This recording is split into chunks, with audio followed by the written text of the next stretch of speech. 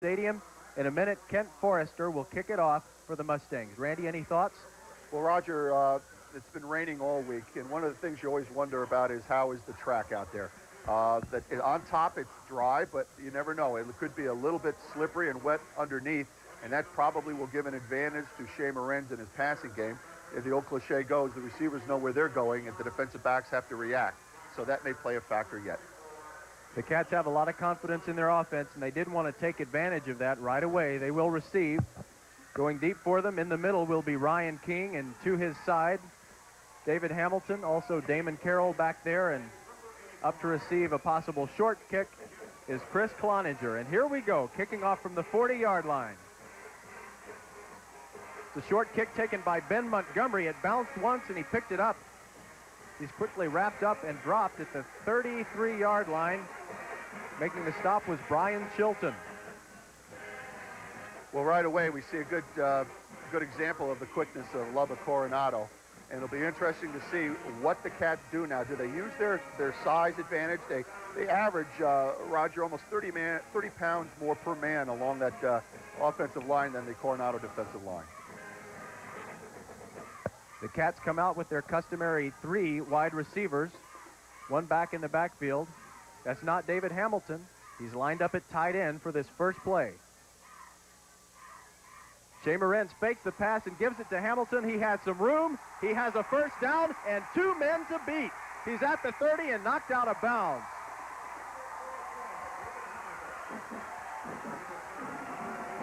Well, let's take a look at that. We were warned to look out for a trick play, and here comes the tight end reverse. And I'm telling you what, they sealed off that side, and a couple of good tackles he broke. And there he goes. Look at the speed, and a couple of game savers there for Lubbock Coronado. Effortless moves by Hamilton. He put a pretty good move on Smokey Todd, the left cornerback. And now the Cats go to the shotgun, and 3 receivers over to the left. Morenz throws incomplete, intended for Carroll between 2 defenders. Brad Poteet, Roger, with a tackle and a very good hit. Good coverage on that first pass play of the game. The Cats aren't afraid to throw his way, but they do respect him. He's one of the better athletes on this team. And also Mark Sissel, the middle linebacker, number 24, a 2-way player who also plays fullback. He's one of the best athletes on the Coronado team.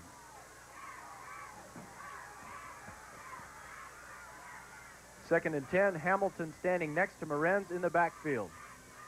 No play fake. Morenz steps up in the pocket and throws complete to the tight end, Charles Vogel. That's a first down at the 16.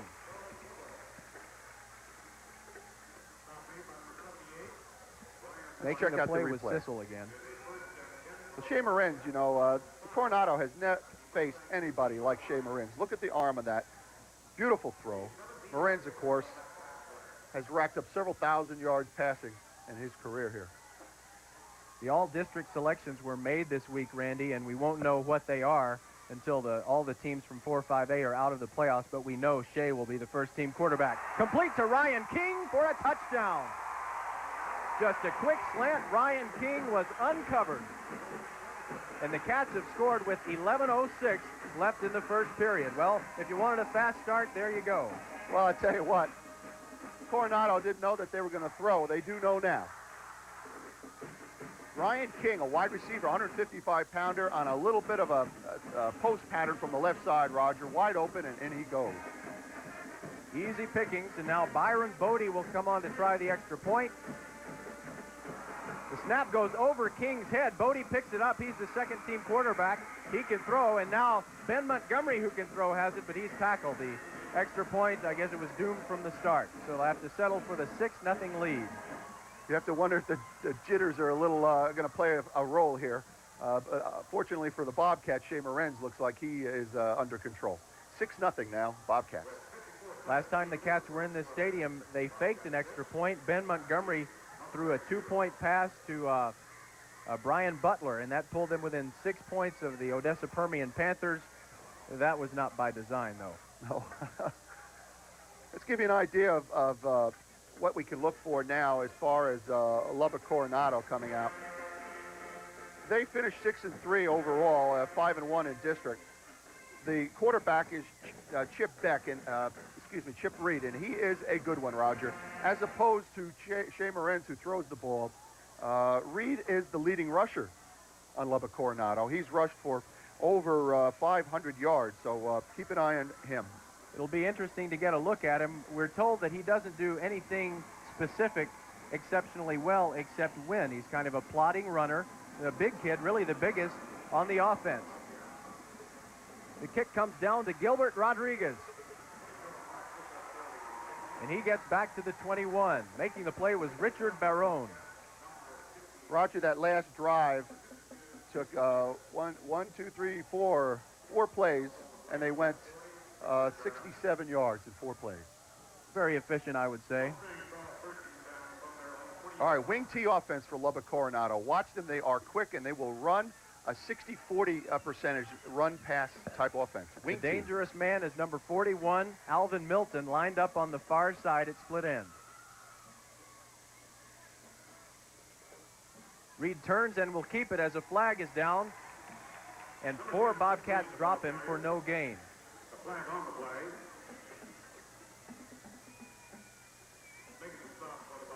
Didn't have much help on that right side, on the left side of the offensive line. We got an offside against Central. I don't know if they were thrown off by Cody McDonald. He was the motion man off to the left. Don't know if someone moved because of his movement or if they were simply lined up offsides.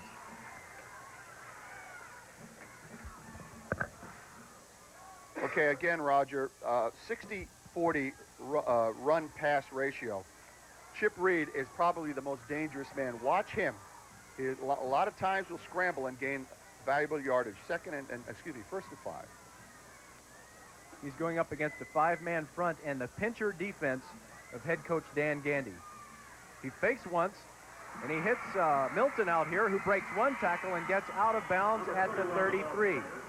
Making the play was Ben Montgomery. Ben is probably the Cats' best cover man, so he will follow Milton wherever he goes to either side of the field. Now, Chip Reed, although he is the leading rusher with 576 yards, Roger, he did complete 69 of 153 passes for over 1,100 yards, so he is a threat to throw. Kind of like the Permian teams that live by the run. They don't throw very often, but when they throw, they do it very well. Tight end Bill Hoffpower moves over to the left, and now there's a motion man to the left. So heavy emphasis over there. And there's another completion to Milton.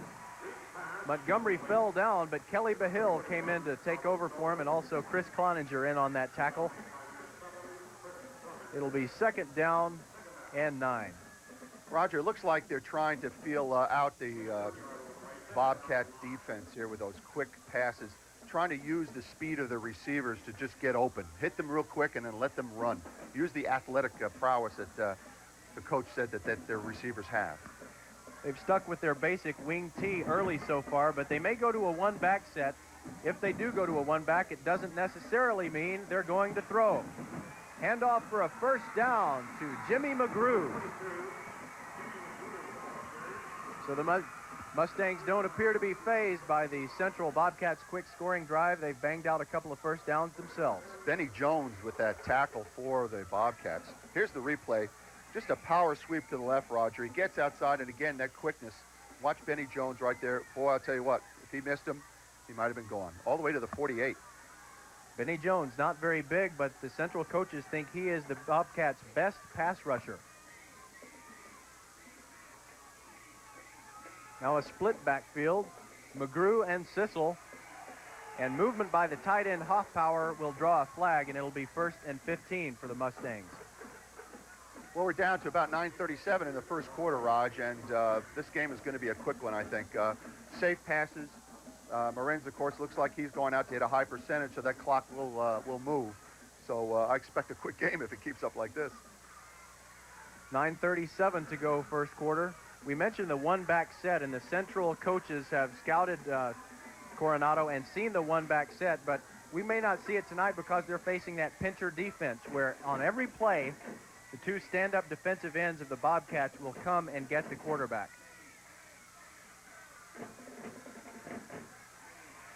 Handoff up the middle goes to McGrew. correction, that was Cody McDonald, and he almost broke it for big yardage, but instead he gets about 6, and it'll be 2nd down and 9. Roger, it's interesting. You know that the size of the Bobcats is pretty massive, especially at the defensive tackles. They're running right at them, and it's very interesting to see them jump off the ball. They are very quick. Quarterback Chip Reed's brother Chad is in at one of the wide receivers. He's lined up on the left, and now he comes in motion. Fake handoff, pumps once, and going deep for his brother. He's open, and he's got it inside the 10, and he's knocked out by Steve Roloff. The Bobcat secondary really bit on that pump fake.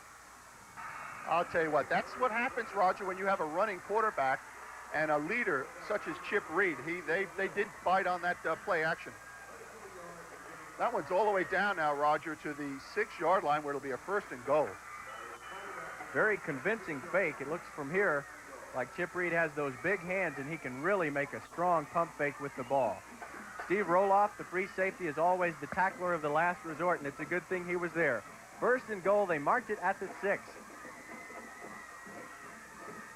Now the give to Sissel off left tackle, makes one cut, and Chris Yuso drags him down at the 2.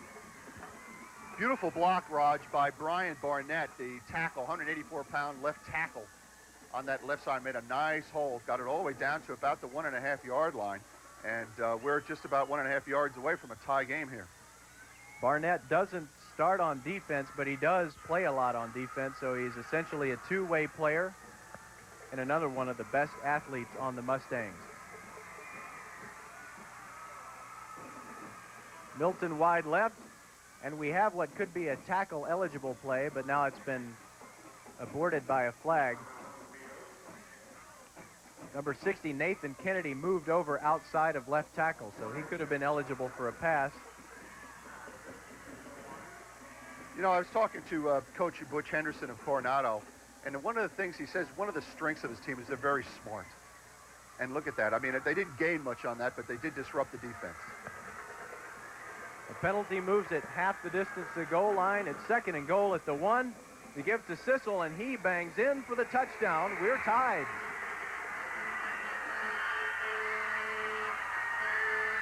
Touche. I'll say what. Well, Raj, they weren't too fazed by the 4-play drive of the Bobcats, that's for sure. Didn't seem bothered at all as Kent Forrester comes on to attempt the extra point. Andre Howard, who is one of the reserve quarterbacks for Coronado, will hold. The ball is down. It doesn't go very high, but it's plenty good. And Coronado has taken a 7-6 lead. All right, let's take a look at that run. Roger, again, watch the offensive line execute here. Watch it now. They're off at the snap. Really a good run. Not much of a hole, but he didn't have to go far. And let's see, Raj, that score coming at 8 minutes and 10 seconds of the 1st quarter. 11-play drive, Roger, 80 yards. We've had 2 scores in less than 4 minutes of playing time. And I'm impressed by the Coronado offense. They really look like some of the Plano teams of the past. Their quarterback, Reed, may not be as strong as Steve Needham, who plays for Baylor now, but he was one of those quarterbacks who didn't throw often, but was a very authoritative runner, always seemed to make the right decision on the option. And we have us a 7-6 ball game. Again, Roger, when I talked to the Coronado coach, ask him about his offensive line. He says, well, they just do the job, and they did it that time. They kick it to Damon Carroll. He's across the 30 and gets knocked down by Cody McDonald. We've seen the Bobcats respond before, whether it's to the other team scoring or to a turnover. It never seems to bother Shea Morenz very much. Against Midland Lee last week, he threw an interception in the 3rd quarter that led to a touchdown, and it made it 21-0 Rebels. And just minutes later, it was 22-21 Bobcats. So expect the Bobcats to put it up in the air and not be bothered by this. They go to the 1-back set, 3 receivers to the right, and a wideout over here to the left. That's Marcus Bibbs. Another quick slant to King. This time Coronado's there for the tackle, but not before he gets 5 yards. A flag is down. Brian Barnett made the tackle. Raj, noticed that the Bobcats are coming out in that shotgun early. Earlier in the season, the Bobcats have had trouble giving Marin's pass protection, so they've gone to the shotgun so that the lineman can stand up and give him more time. This penalty, Raj, looks like it's going to go against the Bobcats.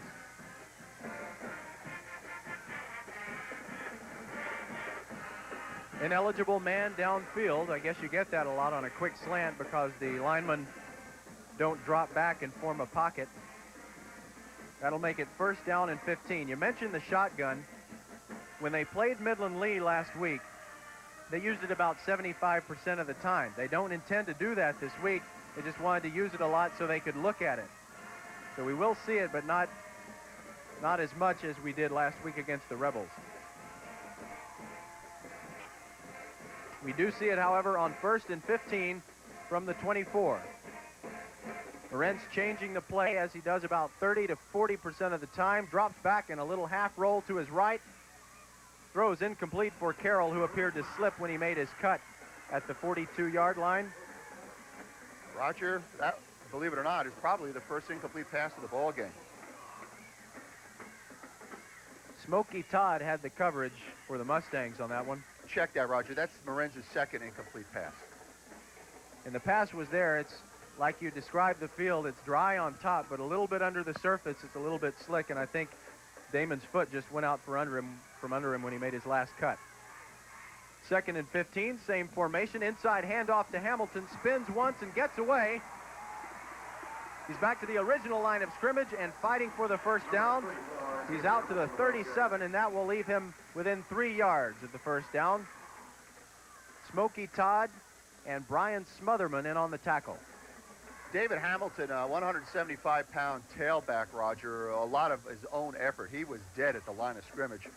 Good spin move, got to the outside, and now we have a chance, or the Bobcats have a chance for a first down, third and about 4.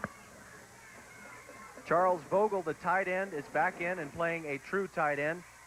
No shotgun this time. Marenz drops back and throws over the middle for Vogel. First down in Coronado territory at the 48. Dale Jakeway got him. Roger, have you noticed that they have not taken really a deep drop a lot of times? They're doing that little post pattern over the middle. They must be finding something in that Coronado secondary, right over the middle. What they're doing is just popping that in there and getting good yardage out of it. And when Vogel is in there, often he lines up in that Iowa-type look where he's the tight end, an interior lineman, but he stands up. And Marin likes to hit him for the quick pass. Now Shea's going to go deep for Bibbs. Over his outside shoulder and just a little bit too long. Elvin Milton was down there with him. Elvin is Alvin's twin brother. Elvin, the defensive player, is a senior. Alvin is a junior, but they are twins. They lived in different households for a while, and that's why there's the age difference. They weren't born precisely on the cutoff date for when you can be a senior and when you can be a junior. Well, doesn't Coronado have a couple of brother combinations here tonight? Well, they have a couple of linebackers. The Youngs, right? Young, Jeremy Young and Nathan Young, but they are not related. Second down, 10. Carroll is the receiver to the near side. They pitch it back to Hamilton. He's tripped in the backfield by Smotherman and gets no further than maybe a 2-yard gain. Barnett was there, along with Mark Sissel. Roger, we're getting down to the 6-minute mark, and we're going to get a stoppage of time. Looks like Lubbock Coronado has called a timeout. All right, we're going to take our first break with 5:59 left in the first quarter. It's Coronado leading our Bobcats 7. Marenz, the quarterback, has Hamilton next to him and 4 wide receivers to look at. Half roll to his right. Throws, and it's juggled and dropped by Ryan King. What would have been a first down at the 35 with the coverage there was Brad Poteet. That makes Marenz now 3 for 7 in the passing department. That's, again, a very unofficial statistics. But I'll tell you what, he doesn't seem to be too far off. And the Lubbock defenders are there, but I think maybe Shea's receivers better get their hands working a little bit better there. Cody Avance comes on to punt. The line of scrimmage is in Coronado territory, so you never know. This might not necessarily be a punt. But Cody has a great leg. Probably won't be able to swing full out. He gets it away, though there was some pressure from Coronado. The ball bounces at the 5 and into the end zone. The Mustangs will get it back at their 20 with a 1-point lead, 5:45 left first period. Roger, the kicking game you would have to figure favors the Bobcats. So Cody Avance averages about almost 40 yards a punt, and he put it into the end zone, and no chance for a run back. And Lubbock Coronado leading 7-6 with 5:45 remaining in the first quarter will get their second possession. 80-yard drive on their first possession. I know Central offensively and defensively was very confident coming in. They had 4 shutouts this year against Midland, Abilene Cooper, Kerrville-Tivy, and Abilene High, so Coronado has really stunned them with a quick touchdown. Here comes Reed on a keeper to the right, breaking tackles and squeezing out to the 34. That's a first down. He broke through the tackle of big, strong Chris Yuso. He showed me a lot right there. He's not very fast. He's not very quick. He's just a very strong, plodding runner. Well, we were warned about this. Chip Reed, again, is the leading rusher for Coronado, and he, in fact, Roger, is the heaviest man on the offense at 208 pounds. When you think he's facing some people that are 280 and 300, that'll give you an idea of the difference between these two teams. But boy, a good, powerful run there.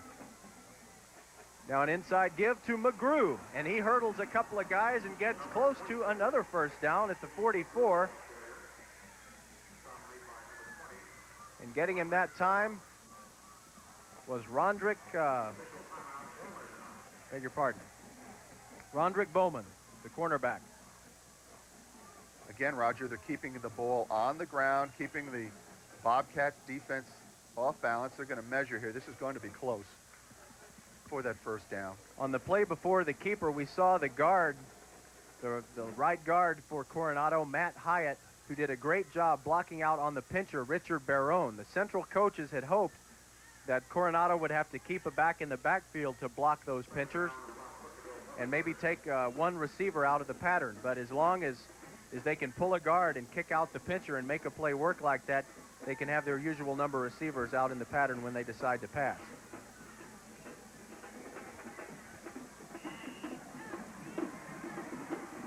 It was no first down, second down and a couple of feet to go. And they're in the wing tee. Movement from Chad Reed. Chip Reed takes the snap, fakes a handoff. He's under pressure, gets away though, breaks several tackles before he's finally brought down by Benny Jones and Tony Aragon. That will not be a first down. It'll be third and short. Anthony This kid Aragon is strong. I'll tell you what, did you see that? Beautiful job by Anthony Aragon to hold him just short of that first down and bring up a third down. But look at how he gets out of this. Look at the footwork, breaks a tackle. And there's Aragon with the sure tackle, and that brings up the third down situation. No telling what they're going to do. They've been successful every time they've thrown the ball. And they've been pretty sharp as well when they have run the ball. And here they go, giving it outside, trying to turn the corner is number 23. Gilbert Rodriguez. Gilbert Rodriguez, their leading rusher. He's going to be very close to a first down. I think he might have it by about half the length of the football. This is where they place it, of course, will determine. It looks like they got the first down. Chip Reed is motioning. He's trying to help the referees and say that there's a first down. It is a first down.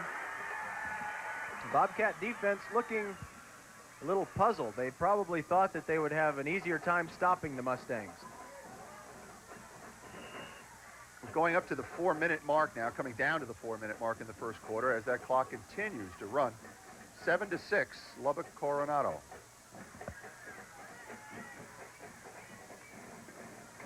Coronado brought its band and group of fans, maybe 1,000 fans dressed in Coronado red over on the far side.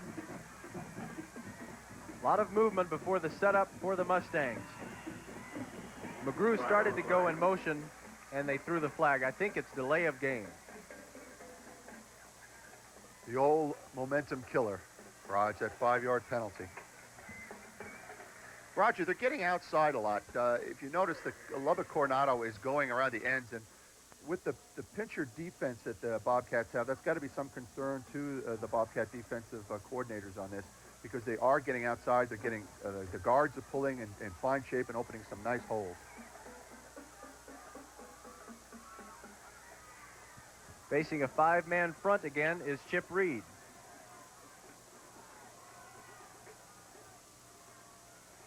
Inside handoff goes to Rodriguez, and he's tripped up immediately by John Smith. So it'll be 2nd down and 14. You talked about the pincher defense. It can cause problems even when they run it regular, but when they run it with stunts, that makes it very difficult sometimes for a quarterback. And coming into this game, the Bobcat coaches really didn't think that Reed had been pressured very much. They said, you know, we mentioned that strategically maybe the Bobcats had been holding a few things back against Midland Lee. They didn't stunt at all because Lee was running an unbalanced line. Coronado has come out and moved Nathan Kennedy over as an extra interior lineman on the left, so I don't think the Bobcats are at liberty to stunt here either. Reed throws over the middle, incomplete, off the hands of Milton. Coming close to an interception was Rondrick Bowman. And Raj, that's my first incomplete pass that I have down here for Chip Reed. And it was there. Yeah, it was. He threw into traffic a little bit high, but off the hands of Milton. And now it's going to bring up a 3rd and long. I don't think this is the situation that Lubbock Coronado would like to get into. They are smaller than the Bobcats, and they have been getting some good runs, but they've got a long way to go to get it 1st down here. Milton is wide left, and Robbie Anderson is in as the other wide receiver off here wide to the right. Reed is looking at Milton, throws over the middle, and caught for a 1st down. Steve Roloff got him right away, but they have it at the Bobcats 44. Alvin Milton, 187-pounder, right down the middle. Each team seems to be exploring.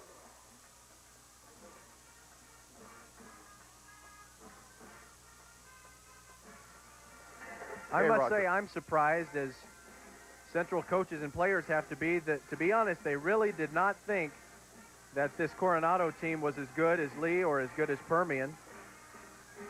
And from films and scouting, again, they didn't think anyone had pressured Reed very much. But here they are moving the ball again. 1st down at the 44. A little sprint draw over there to Rodriguez. He gets a little bit of yardage, but Richard Barone drives him back from the 41. There's a flag down on the play.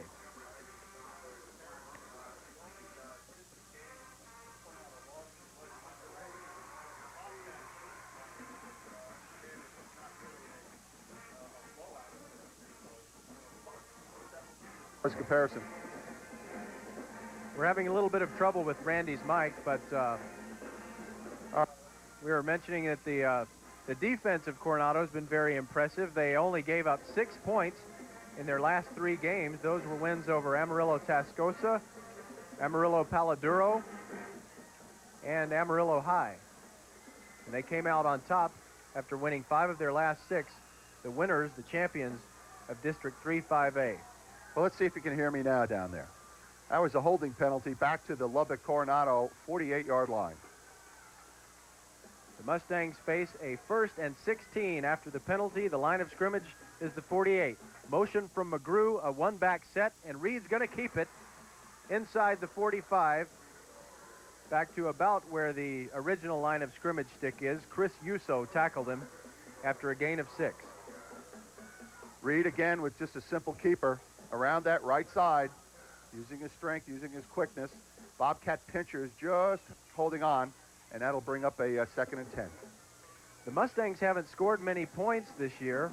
The most they scored in one game was against Paladuro, where they won the game 40-6, but based on the way they're moving, that's kind of hard for me to believe. They give it to McGrew off left tackle, and he's inside the 40 to create a 3rd and 4 situation. Benny Jones got him. And again, consistent gains by the Coronado offense. Roger, you have to wonder what kind of movement that the Lubbock Coronado offensive line is doing to confuse the Bobcats. They are getting off the ball in fine style, and they're hitting guys that are about 30 to 40 pounds heavier than them. Big 3rd down.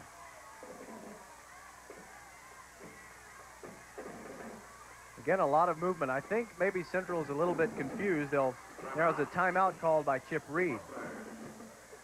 The clock is down to 22 seconds left in the 1st quarter. It's 7-6, and there is no wind, so that's not the reason he called the timeout, to take one more play with the wind. We have almost a complete absence of wind. Roger, we were a little worried about the weather situation.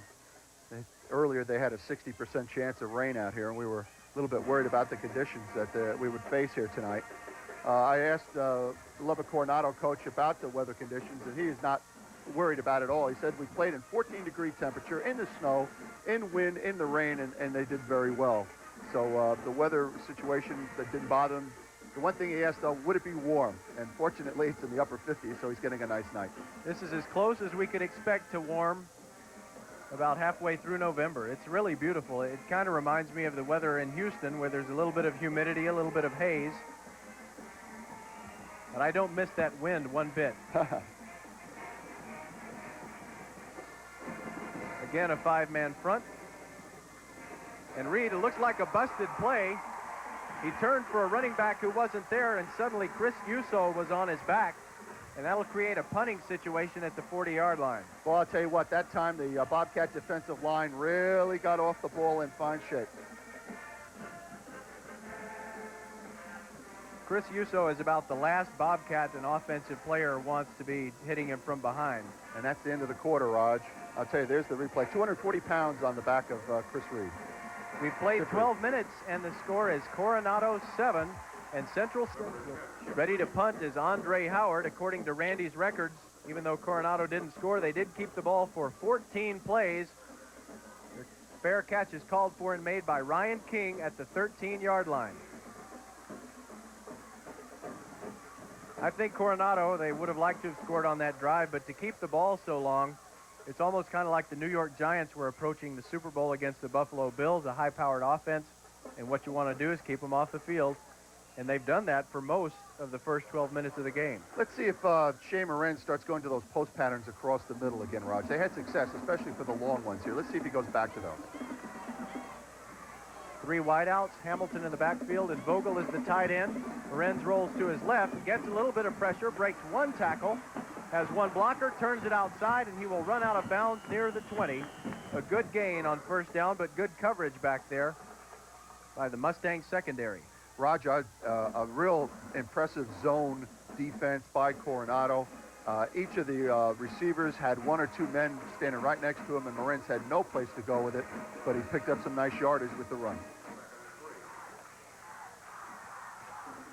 The Bobcats have several special plays for this game. For a normal game during the season, they'll have a couple, but the higher the stakes get and the more imagination that's needed, the more Dan Gandy and his son Kyle draw up for the offense. We'll let you know if we see some of those. Straight drop back by Morenz, throws over the middle for Bibbs. He's got it at the 40. Tries to spin away from Brian Chilton. Doesn't, but he's got a first down at the 41. Again, Roger, there is that post pattern, or maybe a little square in about the 40-yard line, wide open. They are worried about the Bobcat receivers, obviously. They are very quick, and I would say that the Bobcat receivers have a tremendous advantage as far as the field conditions are concerned. And again, a nice little square and a beautiful pass. One thing about the Bobcat receivers, they are all equally dangerous deep threats, whether it's Ryan King or Damon Carroll or Marcus Bibbs. Every one of them can run past the secondary. Shea fakes one to Hamilton, drops back and has all day to throw. Now he's going to run. And he gets 5 yards to the 46. Getting him was Mark Sissel, the two-way player who also doubles as the fullback. Rod, you know, we talk about Shea Morenz and his ability to pass, and we also mentioned that Chip Reed is such a good runner. But I'll tell you what, Shea Morenz is no slouch when it comes to having to run the ball. Drops back, nice play fake. Again, good defensive coverage in the secondary, so he's going to have to run, and he picks up some yardage and keeps the Bobcat drive looking good. And when he runs like that, he's just as decisive as he is when he passes. There's no hesitation. When the decision is made, he goes all out. Shotgun formation, one pump, and a throw to Carroll that if Carroll was a couple of feet taller, he would have had it. He was open at about the 42. I'll tell you what, he was open, Raj. Just a bad pass. That's the only thing you can say. And Morenz is coming to the sideline to talk to one of his coaches about it and get the next play. But he had time, he had good protection, and that one, he just blew that one. The crowd's really very quiet. It's not nearly as many people here as we had for the Permian game that we televised a couple of weeks ago. I'd say maybe around 8,000 fans in the stands tonight. I think they're a little bit surprised that Coronado has been so tough. A design play, a quarterback draw. Morenz has a first down and more. Brian Chilton teams up on the tackle along with Eric Allen. And now we have another Bobcat first down. They're at the 38. Taking a page out of Chip Reed's playbook. I'll tell you what, that was a design play. The offense dropped back as if to pass it, then opened a hole, and Morenz just went right off the left side. Fine job. The second team quarterback and also a wide receiver, Byron Bodie, comes in to replace Ryan King, gives the next play to Shea Morenz. 4 men up front for Coronado. Everybody else is dropped back into pass coverage. And it's an inside handoff to Hamilton. Breaks off to the left and runs over a tackler, tumbles out for a gain of about 7 yards. Brad Poteet made the tackle, but it hurt, it looked like. Roger, you mentioned that the Lubbock Coronado had dropped their people deep, and they are taking advantage of this. The Bobcats are, and look at that. He went about 6 or 7 yards before he was even touched.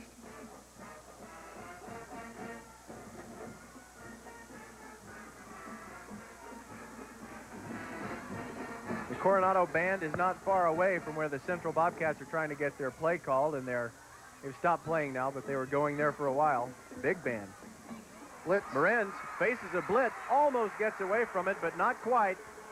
That was Brad Poteet coming up from the corner and got him. I'll tell you what, Jeremy Young also assisting, I believe, for Coronado. Let's check this out. Now, he came in, nobody touched him, Raj. Nobody touched him. And it was Jeremy Young. It was not the corner blitz. It was a linebacker. And I guess they moved him up to the line, and nobody picked him up, and that was a big loss. And stripped him of his towel. That's just being stripped of your dignity. You hate when that happens. Third and 15. Now the Cats go to the shotgun with 4 wideouts and a 3-man front. And there was Young again with pressure, but the screen pass goes to Hamilton. A flag is down as he gets to about the 31. That will not be a first down, but let's check the flag. Roger, you hate to see that. It might have been a hold. We'll have to see. Well, on a screen pass, I wonder how they'd have any time to hold. You're supposed to let the guy go by. And it is a penalty against Coronado.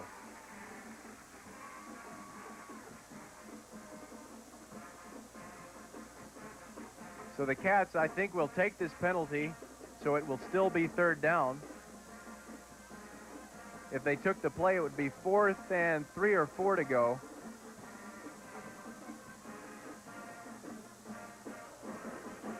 They do take the play, so it is 4th down and short. And really too close for Cody Avance to punt and too far away for Byron Bodie to try a field goal, so the Cats are going to go for it. Byron Bodie, Roger, they say is effective from about 40 yards out. He has a chance, so they are going to have to go for it. It is a little bit out of his range. The clock rolls with 8:09 left in the first half, and the fans are up and making some serious noise for the first time in the game. Morenz drops straight back. Now throws. What a catch by Vogel. Mark Sissel tipped it. Vogel kept the concentration and pulled it in. First down. Roger, I think you hit the nail on the head there. Great concentration. He juggled that one and picks up the first down. Here's the replay now. Morenz again will drop straight back. Good protection, has time to look. And this one he threads a needle. I'll tell you what, 3-4 men right around him, and he gets that pass. And we're going to credit with the tackle on that. And on the play, they left David Hamilton in the backfield to protect Shea a little bit, probably responding to those blitzes that had worked so well before. Now they give it to Hamilton. He breaks 2 tackles and spins down inside the 15. Mike McClure, in at linebacker, made the tackle on that one, but it's going to be close enough to measure. Could be another first down for the Cats. Roger, that's the 10th play of this drive, and once again, another time-consuming one. There's the replay. Look at the power as he keeps twisting and turning, and the Bobcats are threatening to take the lead back. They trail 7-6 here in the second quarter. No first down, 2nd and inches, and you're right, these drives are really time-consuming.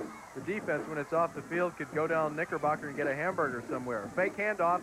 Morenz looks in the end zone, throws for Bibbs, touchdown! Inside move to burn, Brad Poteet. Bobcats lead for the second time. And now since they missed the extra point on their first touchdown, there's a question, will they kick it? Will they go for it? It looks like they will go for it. They're sending Byron Bodie in with another play. Roger, on that TD pass, did you notice, again, inside. They don't really throw much to the outside, and what they're doing is they're attacking the middle of that zone. Shea Morenz he was saying something to the official. I don't know what the problem was, but they go ahead and line up. He rolls to his right, has three receivers over there. Now he's pressured and throws at the last minute to Carroll, incomplete, but a flag is down. The pass was on target. Brian Chilton knocked it away, but the Cats are going to get another chance because the penalty is against Coronado. Great pursuit by Lubbock Coronado, though, and good coverage in the end zone.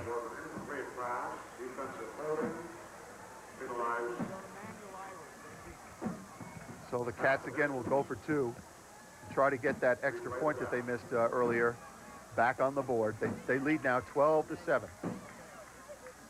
They'll move it from the 3 to the 1.5 yard line. Holding. Well, no wonder they had such good coverage. They were holding someone. The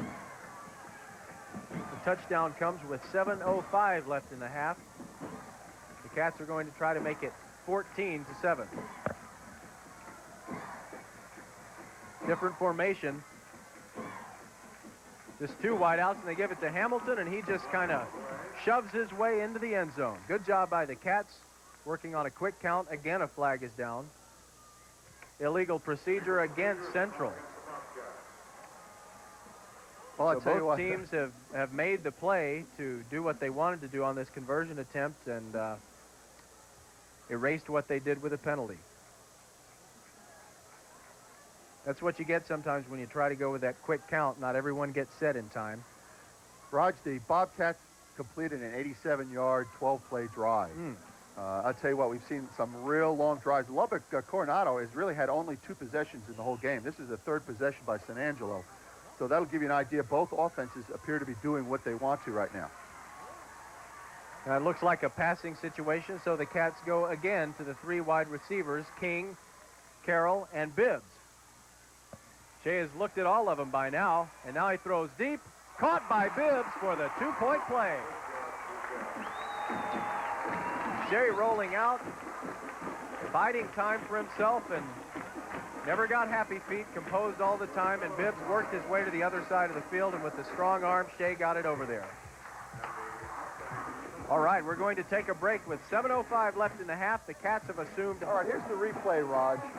Again, Shea Morenz with a play-action fake. He's got some good time here. He's got a good chance here to look over his entire field. Watch again the little post pattern inside. Beautiful pass right on the numbers. And that's 6 points. It's just, you can't draw it up any better than that. Marcus Bibbs had an injured left hand. He split the skin between his pinky and ring fingers when Shea threw one of his bullets, and it just ripped it open. And once it had almost healed up, he ripped it open again. But it looks like he's not having any trouble catching the ball. Shea Morenz, who's really a deeper kicker than Bodie, kicks off, and it bounds away from the return man, and is picked up by Rodriguez inside his 5, gets across the 10 to about the 15. Mike Johnson dragged him down from behind. Well, Raj, again, as we said, Lubbock Coronado had only 2 possessions. They've scored on their first one on an 80-yard drive. The second one they had to punt. So this will be only their 3rd possession, and we have 6:57 left in the half. They have to go 84 yards. If they play it just right, they could use up just about all that time.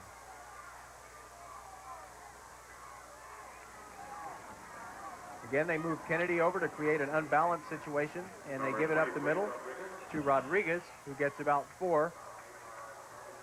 Chris Yuso and Kelly Bahill were there to make the tackle. Raj, you almost get the feeling that they're playing into Central's hands like that, although that was not a bad gain all the way up across the 20-yard line. But I think that Central would like them to come up the middle at their strength and not go outside. Coronado had a lot of success on their sweeps and quarterback keepers to the outside. The dangerous one, Alvin Milton, is lined up over here on the near side. And they give it to Cody McDonald, and he has room for a first down out to the 30. Richard Barone gets the tackle. Raj, a little counter play from left to right. Got the Bobcat defense looking the wrong way, and a nice little hole, nice gain. And looks like Lubbock Coronado's in business, first down at the 31. The Bobcats have an extra defensive back that they really like, Jason Sanders. They were going to put him in there for the nickelback, Kelly Bahill, in obvious passing situations, but they haven't really forced Coronado into an obvious passing situation. There's a little hitch screen, incomplete, intended for Milton. Rondrick Bowman was out there covering. They've had a great success with that early in the game, where they get the receiver out there, hit him with a real quick pass, and then let him use his ability to gain a yard or two. That was just a bad pass by Chip Reed. A flag is down, and Coach Gandy has already instructed his defensive captains not to take the penalty, whatever it is. Too much motion by the Coronado players. And in comes Chad Reed, the quarterback's brother again. Remember what happened last time he came in with a play? I was just going to say, I wonder if they noticed that.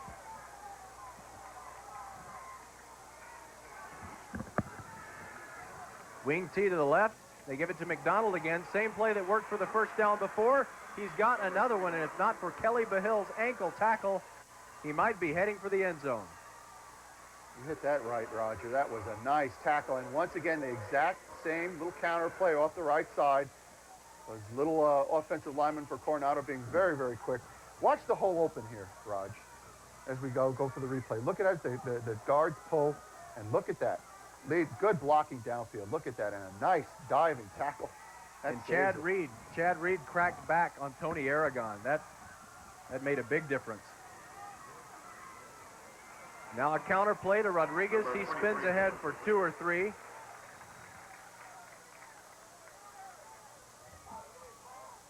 Central's made a few changes on defense. Gene Condarco, who missed a lot of the middle of the season with an injury, he made that tackle, and just checking in is Jason Sanders, that extra defensive back we told you about. As the clock winds down, it will be inside 5 minutes before they get this play off.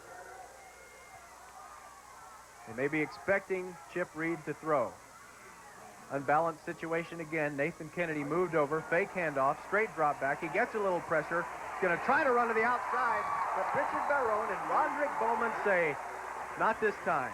Roderick Bowman, a defensive back, really came up there, read that play, and decided to go ahead and put the pressure on. Watch him come in like a steamroller here as we take a look at this replay. Chip Reed, Roger, drops back. He's getting good pressure up the middle. He's got to go outside, and watch this. Bang. Big loss for Coronado. Brings up a third down and long. Now this is what the Cats want. You have the extra nickel back in there, Jason Sanders, and Steve Roloff is back there to play a true free safety, and he tackles Milton right at the point they need for the first down. A great throw and catch. Steve Roloff playing a very deep free safety, maybe deeper than he should have been that time. I think, Raj, they were playing a little too far off. Good protection. Chip Reed staying in the pocket. Great catch. And this is going to be close. Let's see. They may have to measure for this one. And Chip Reed's ball it's not as pretty as the one that Shea Morenz throws, but he does throw it with authority, and that was very accurate. Just short. Oh, just short. So, Coach, 46-yard line, 4th and inches, 4:05 left in the half.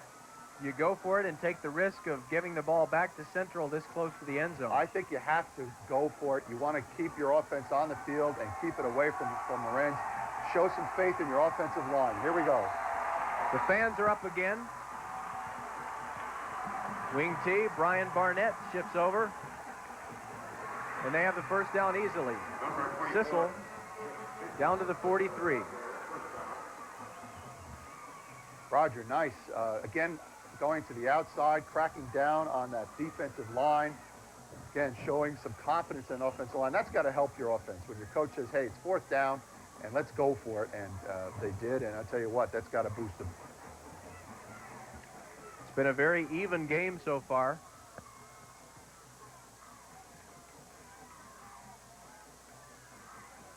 The wing T with McDonald in motion. Reed keeps it. John Smith misses the tackle, and down goes Chip Reed, but not before a gain of about 7. John Smith had him wrapped up, but this kid is strong. Michael Baker, the defensive tackle, 200-pounder, finally brought him down. But I'll tell you what, you were right. He did break a tackle there. He should have been down. And Richard Barone, the pincher over on the far side, number 40, does a good job stalemating his man and turning the play back to the inside. The central tacklers were there, but couldn't get him down. Two receivers to the left. Inside handoff, now breaking it outside is Gilbert Rodriguez. Another first down inside the 20. Benny Jones and Tony Aragon hanging on for dear life. Roger, watch this. Watch the downfield blocking on this on the left side. Yes, the runner does make a nice move here, but watch the blocks coming up here. Watch that right there. There's one beautiful block right there, and they are in business. They're inside the 19-yard line now. Well, if they're going to score, may they score quickly, because that would give the Bobcats a chance to work their 2-minute offense. Cody McDonald, same play to the other side, more yardage, down to about the 11 before he's driven back. And it's really kind of alarming how Central is giving up this yardage in huge chunks. Roger, you mentioned before that I think there's a lot of surprised people here. We know Lubbock Coronado is a good team, obviously, but I think a lot of people thought that the Bobcats, with their size and playing in a tougher district, would be able to handle them better. The Cats might go to a 6-man front. Reed is going to keep it after the faked handoff, and he's dragged down by Richard Barone. There's the speed of the Bobcats pinchers. The pincher, by definition, is never a very big guy. They like the kind of guy who can move quickly like that, and if the quarterback is running toward him, maybe give him a good lick, hit him right under the chin. That's a pincher's sole job, especially tonight against this wing T offense. Go after the quarterback on each and every play.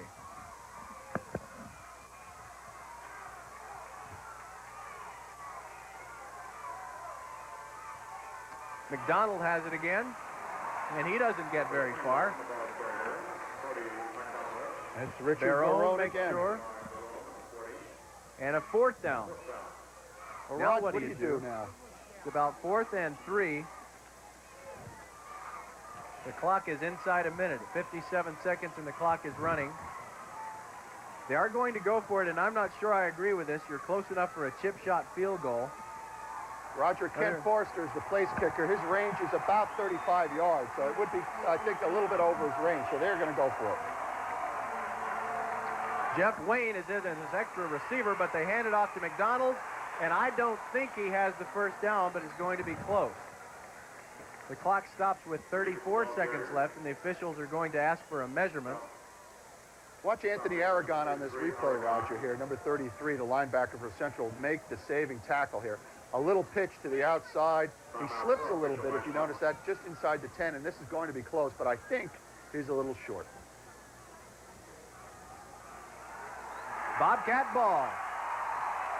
And unless they turn it over, they will take a 14-7 lead into the locker room at the half. And we talked about special plays before. There's a chance they may try one here with the not much time left in the half. You may see them run one up the middle to try and make Monterey, or I should say Coronado, think that all they're going to do is run out the clock, and then they may line up quickly and use one of their gadgets. You'll see.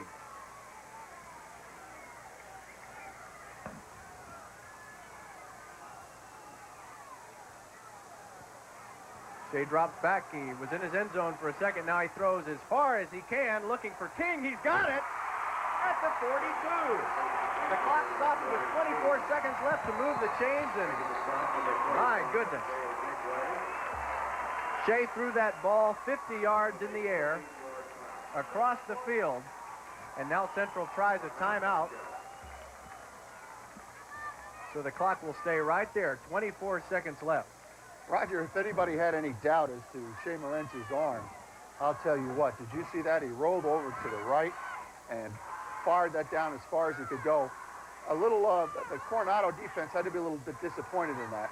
They should have had a better defensive coverage on that. Everybody knew he was going to go deep.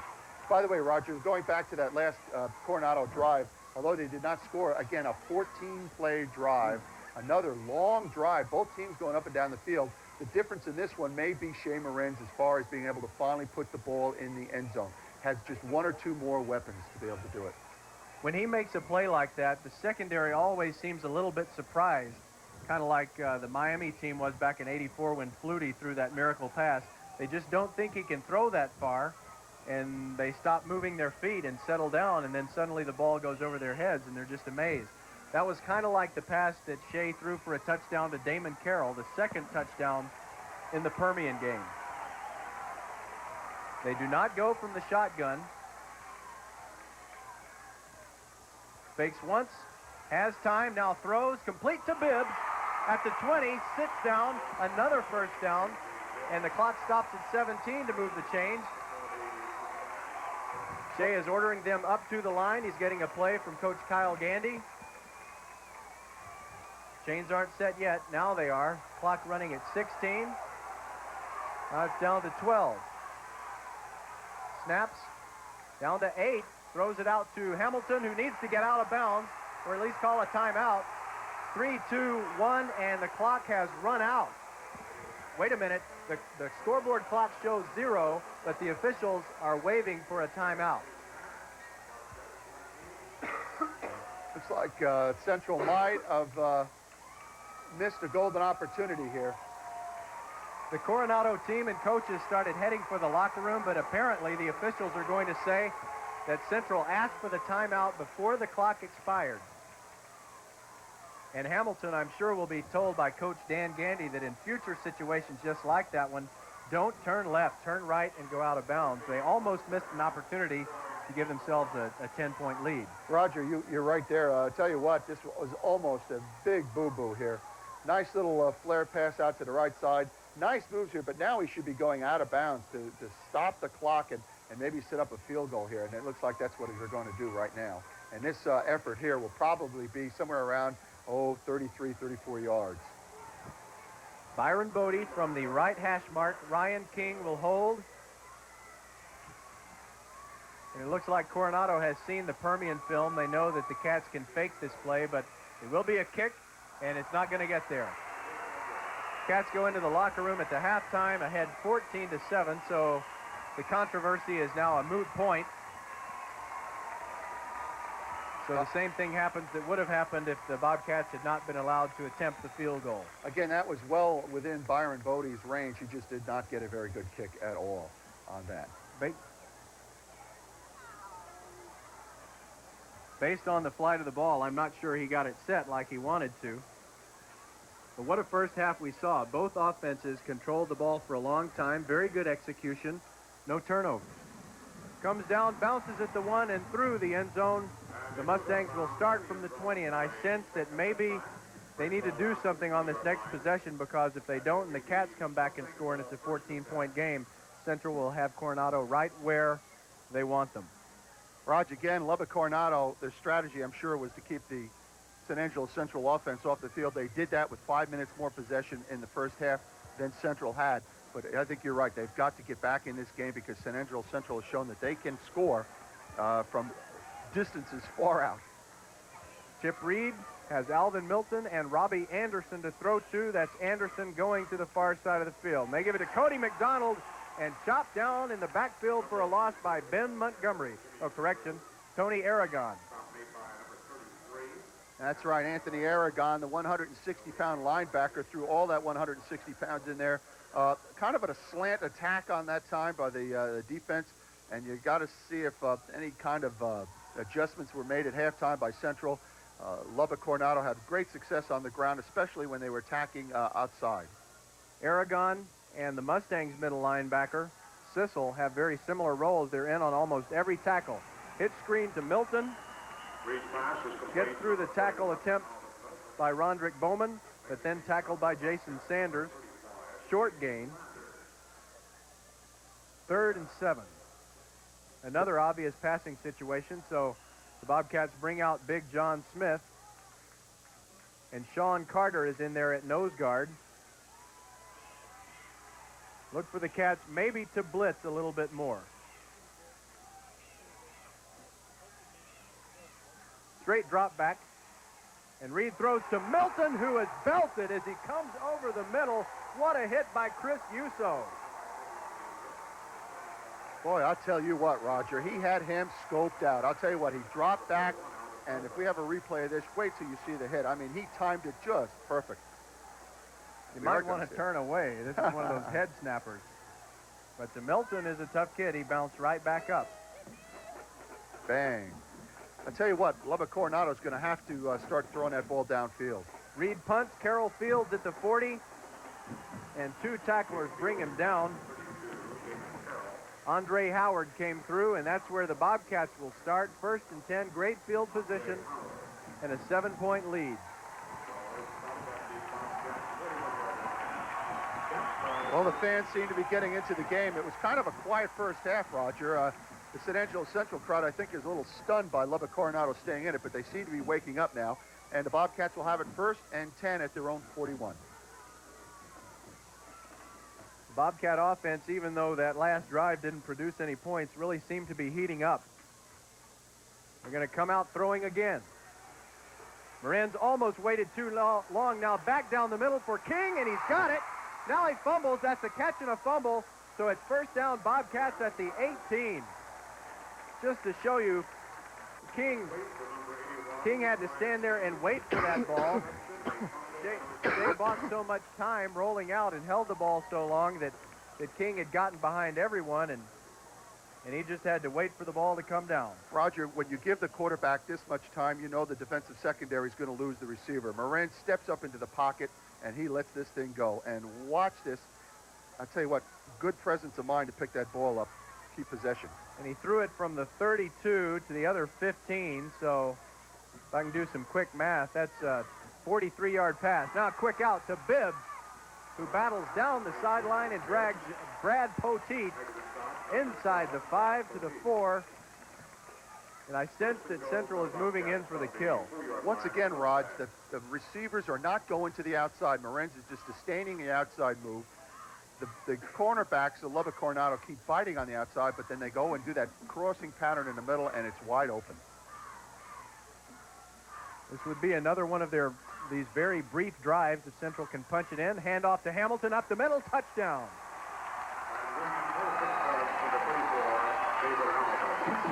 Central with no trouble at all. It was almost as if the Mustangs weren't there on the drive to open the second half. Well, Raj, I tell you what, Central must be in rush to get out here and have a nice dinner. I'll tell you what, they moved 59 yards, and it took them only 1, 2, 3 plays to do it. 3 plays, bang, bang, bang. Byron Bodie will try to bang through the extra point. Looks good, is good. 21-7 Cats. 10-11 left in the third quarter, and now Coronado really has to respond. And we will go to a timeout and come back with the Central Bobcats leading by 14. Even though Central appears to be taking control with a 21-7 lead, I am impressed by Coronado. This game certainly is not over yet. They could come back still. But there seem to be some notions that maybe this 32-team big school draw would not be all that tough. But if the first round is an indication, it's very tough. A little trickery by the Mustangs. Finally getting the ball after a couple of fakes was Gilbert Rodriguez. He gets it across the 20 to the 22. Didn't really fool Central. And Coronado will have to start again with a long way to go to get to the end zone. Well, it may be, though, although they're using some tricks here, Roger, it may be time for Lubbock Coronado to go back to the basics like they did in the first quarter. They have to get on the board now. One more score by San Angelo Central could put this game out of reach. Jason Sanders made the tackle on the kickoff. They stay with the running game. Cody McDonald drags Sanders and Yuso out to the 29 for another good first down play. Again, basic football right there, Roger. Off tackle, up the middle. This is what Lubbock did so well in the first half. They've got to get back to that, put together a long drive, keep Marins off the field, and get back in the game. The Cats stay with that 5-man front. Now they give it to McDonald, and Tony Aragon turns him back He was the one who knocked him down. Setting him up was Richard Barone.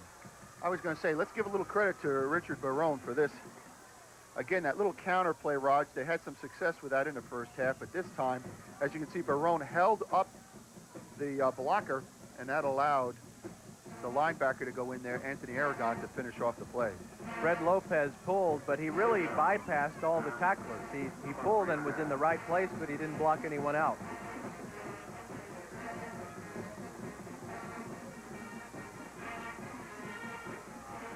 Quick pitch over here to Rodriguez, and he finds the going tough, but he will have the first down at the 36. I think he had the Central defense fooled with starting the flow to the left and coming back to the right. Again, a little nice pitch there, although Chip Reed paid a little bit for that. Nice breaking of one tackle there. I think that was just enough to get him the first down. With Coronado trailing by 14, and they may face some long yardage situations where they have to throw, but they have not gotten the ball back into Milton's hands since he was belted by Yuso.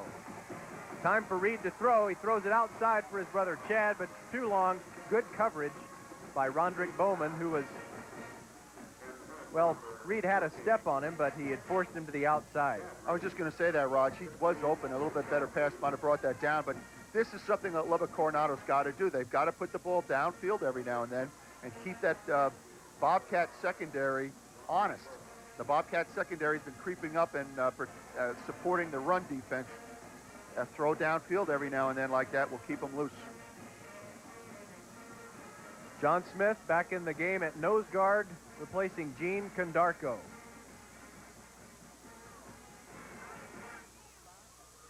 Sanders follows the motion man. They give it up the middle to Rodriguez. He's to the 40. Aragon again. Roger, this is shaping up as another one of those ball control drives by Coronado. However, they've only scored on 1 of 3 possessions that they had in the first half. They're going to have to pick up that percentage a little bit better. It's fine to kill the clock and keep the offense of the Bobcats off the field, but they're going to have to put the ball in the end zone. And at this rate, they may have used up just about all of the third quarter if they get to that touchdown. McGrew in motion. Reed keeping. And he goes down after a gain of about 5. Ben Montgomery coming in from the outside, forcing and trying to strip the ball away. Chris Yuso also in on that tackle, Roger. Again, Chip Reed is such a great athlete. 576 yards rushing to lead the Mustangs this year. Watch him follow his blocking and look at the power before 3 Bobcats put him down.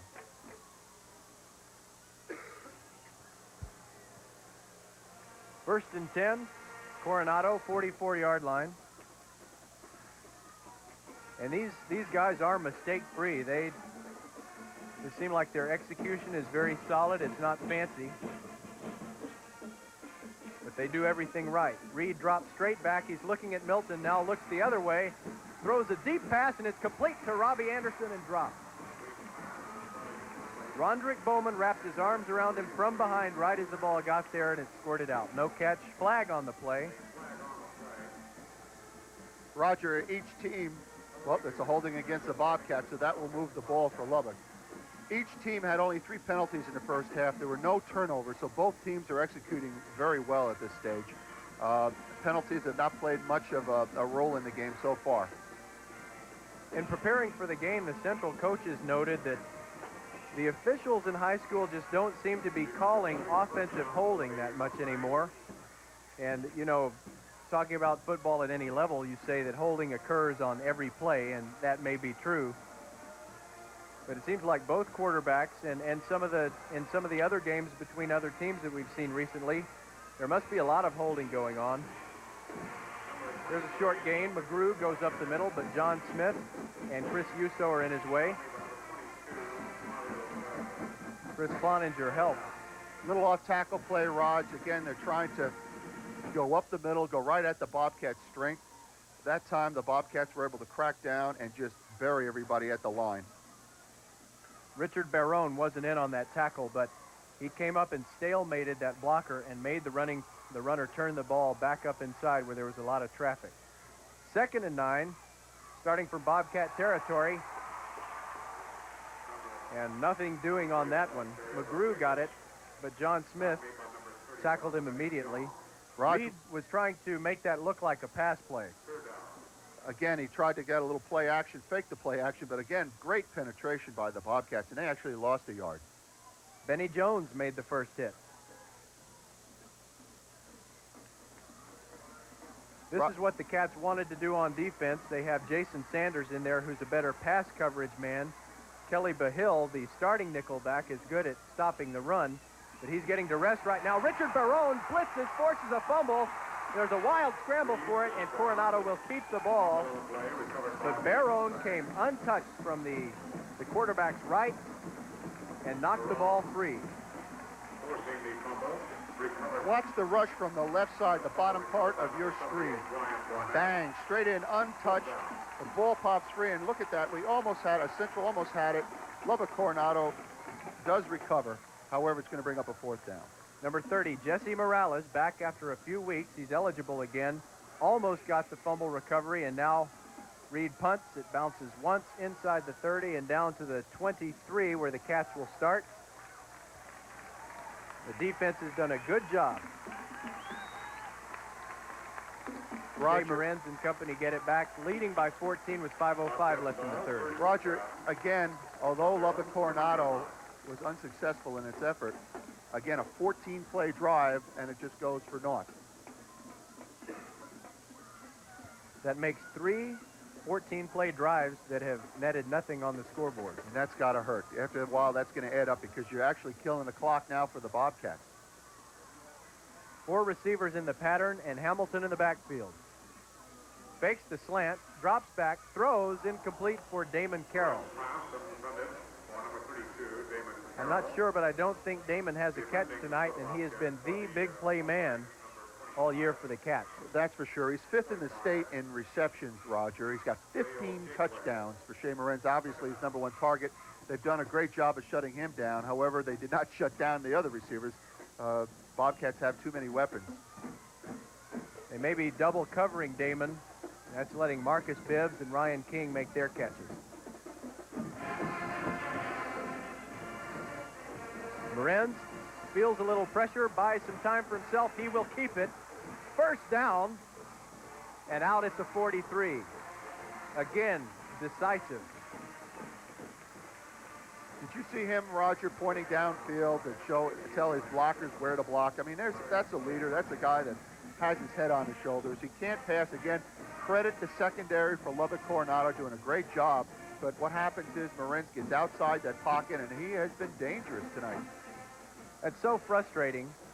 A quarterback that's that good, you're busting a gut to cover everyone, and you keep him covered, and then he runs for a big first down.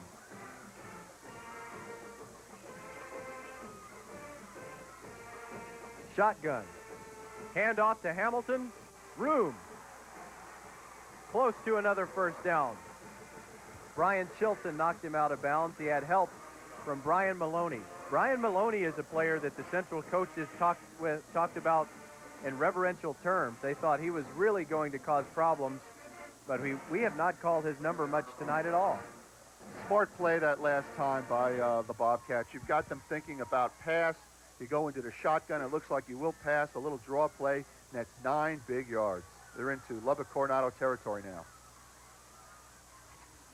Roger, 4:44 remaining in the third quarter. The game is flying. No play fake by Shea.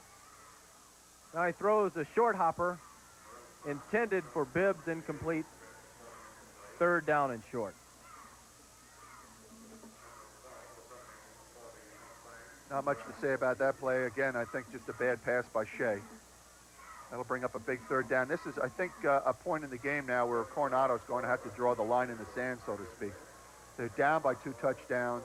A first down here will get the Bobcats to get into a scoring opportunity area, so they're going to have to draw the line here. And they can do that at this time of year in the middle of the field where the turf is really chewed up. Gives it to Hamilton, flag down as Hamilton is stopped for a loss of a yard. That will not be a first down if the play stands.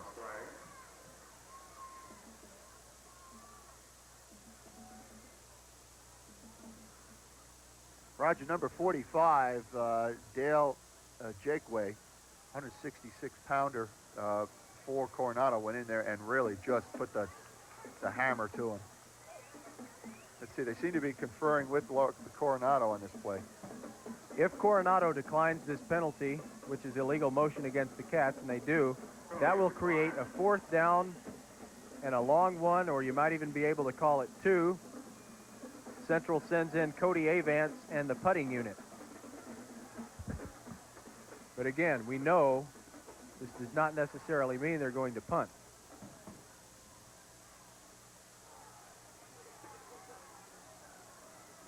This is one of those times, if they did try some kind of a fake, it could really demoralize Coronado. And now we have a flag because apparently Central has not enough or too many men on the field, or at least ran out of time on the play clock.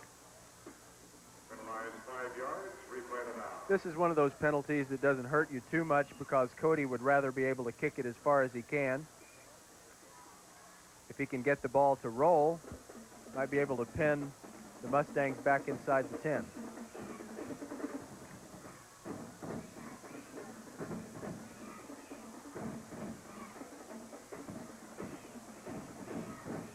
No problem getting it away. Jakeway gets it, gets hit immediately. Richard Barone, we're going to be naming a player of the game later on, and I think Richard deserves some consideration. Roger certainly got his name up there. I'll tell you right now, this punt it just gets off here. Watch this. He just gets this out of there. Nice rush by Lubbock Coronado. But I'll tell you what. Hello there. Bang. Great big kiss. Tattoo. Cody Avance, maybe he should take some drama courses. He could have fallen down, even though they didn't actually make contact with him. Maybe draw a foul, a roughing the kicker, and Central might still have the ball. Reed, straight option to the left, keeping it. Runs past 2 Central tacklers, and Ben Montgomery bulldogs him. And he doesn't have a lot of speed, but he did have enough speed to get past number 76, Michael Baker. Raj, when you're losing in a ball game, you have to go back to what got you there. And Chip Reed is the guy that got them there. The man can run, and I look for him keeping the ball a lot more now. First down at their 45-yard line, and the third quarter is waning. We're down to about 3.5 minutes to go. And that was the first play of a drive that Coronado won't mind if it's as long as those other drives. They just need to get some points. The tight end, Hoffpower, on the right side, jumped and drew a flag, and it'll be 1st and 15. That's got to be very frustrating. You know, you played 9 games. This is your 10th game of the year. You think maybe you'd have the snap count down by now.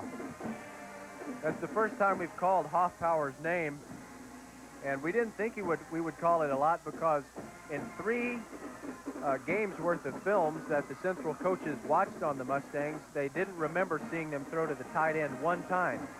And that might be a reason we're not hearing Chris Cloninger's name, because he's having to shadow the tight end whether he goes out for a pass or not. Draw play to Rodriguez, flags fly again.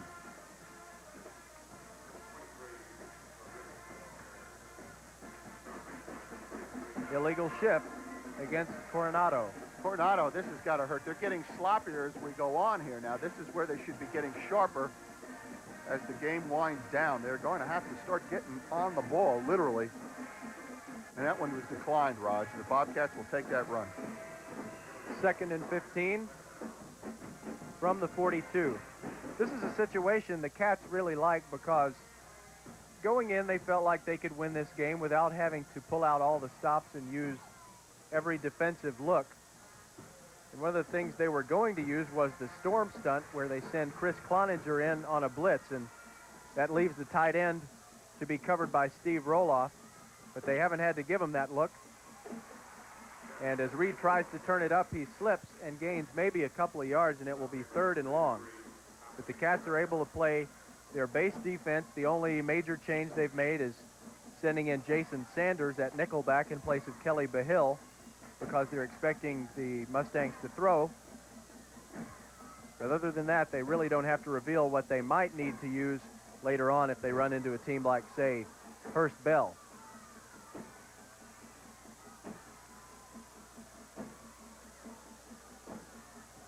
Reed drops straight back. Blitz is picked up. He throws deep, and it's too tall for Jeff Wayne. Rod, just an overthrown pass. Again, Chip Reed had time, and he just does not have the accuracy to throw the ball long, it appears. It is 4th down now. Watch the replay on this, Roger. Again, they're throwing to the outside as opposed to where the Bobcats like to throw down the middle. Coronado throwing to the outside, just a little bit overthrown. And he was open. He was open. Looks like they're going to punt.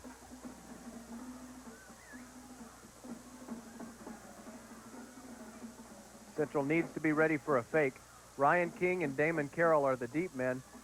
Just knowing Damon Carroll and his personality and how he has made so many plays this year and enjoys making the big play, and he has not had a good game catching passes from Shea, he probably wants to get his hands on this ball and make something happen. Chip Reed averaging 35 yards a punt, Roger. He's going to need a good one here to bury Central deep in its end zone, or deep in its end of the field anyway. The kick's away. It's high. Fair catch called for and made by Ryan King at the 23. Central ball again with 2:17 left in the third. And the fans crediting the Central defense. They have done a great job these last 2 series forcing punting situations. That was probably the worst series for Lubbock Coronado, Raj. They had only really 1, 2, 3, 4, 5, 6 plays, including the punt. So that is not a good sign if you're a Mustang fan.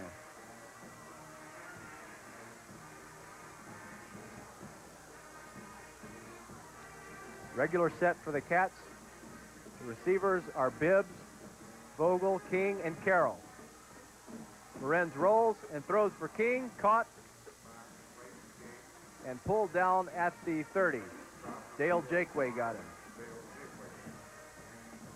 Simple little curl in, Raj. Again, plenty of time for Morenz. Good block protection. And if you give Shea Morenz that much time, he's going to complete the pass. Less than 2 minutes, Roger, in the third quarter. The clock keeps going.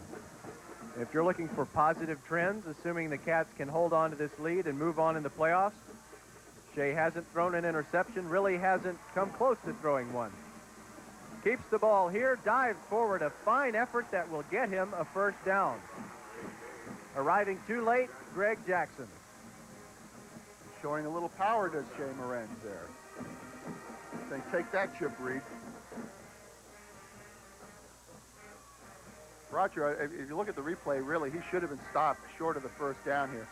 He gets a little pressure, is forced out of the pocket, and will run. Protects the ball, watch him break that tackle and gain an extra 3 or 4 yards. That's strength. Brad Poteet thought that first tackle attempt would be enough. Draw play to Hamilton, and he stopped right away. There's Brian Maloney making the big play. David didn't like the fact that he twisted his ankle, and a late flag.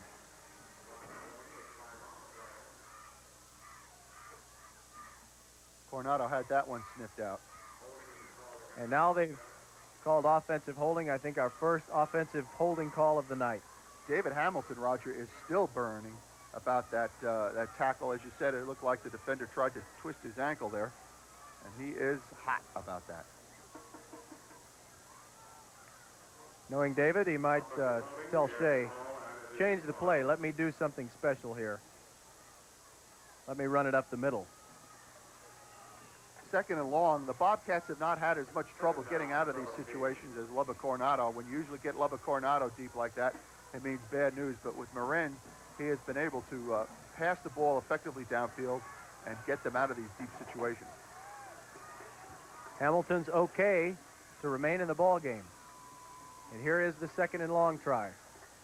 Blitz coming, screen, tipped and incomplete. Intended for Charles Vogel, Damon Carroll, coming back over the middle to step in there behind his offensive lineman, and the pass was tipped and too high. That play looked bad from the word go, Roger.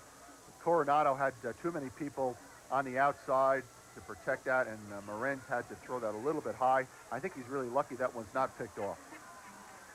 That's a play that the Coronado offense has used for big yardage this year when they will bring Milton in from the wide receiver position dumped a little screen as he steps in behind the offensive lineman, and it's made some big yardage for them. I don't think they've attempted it this evening.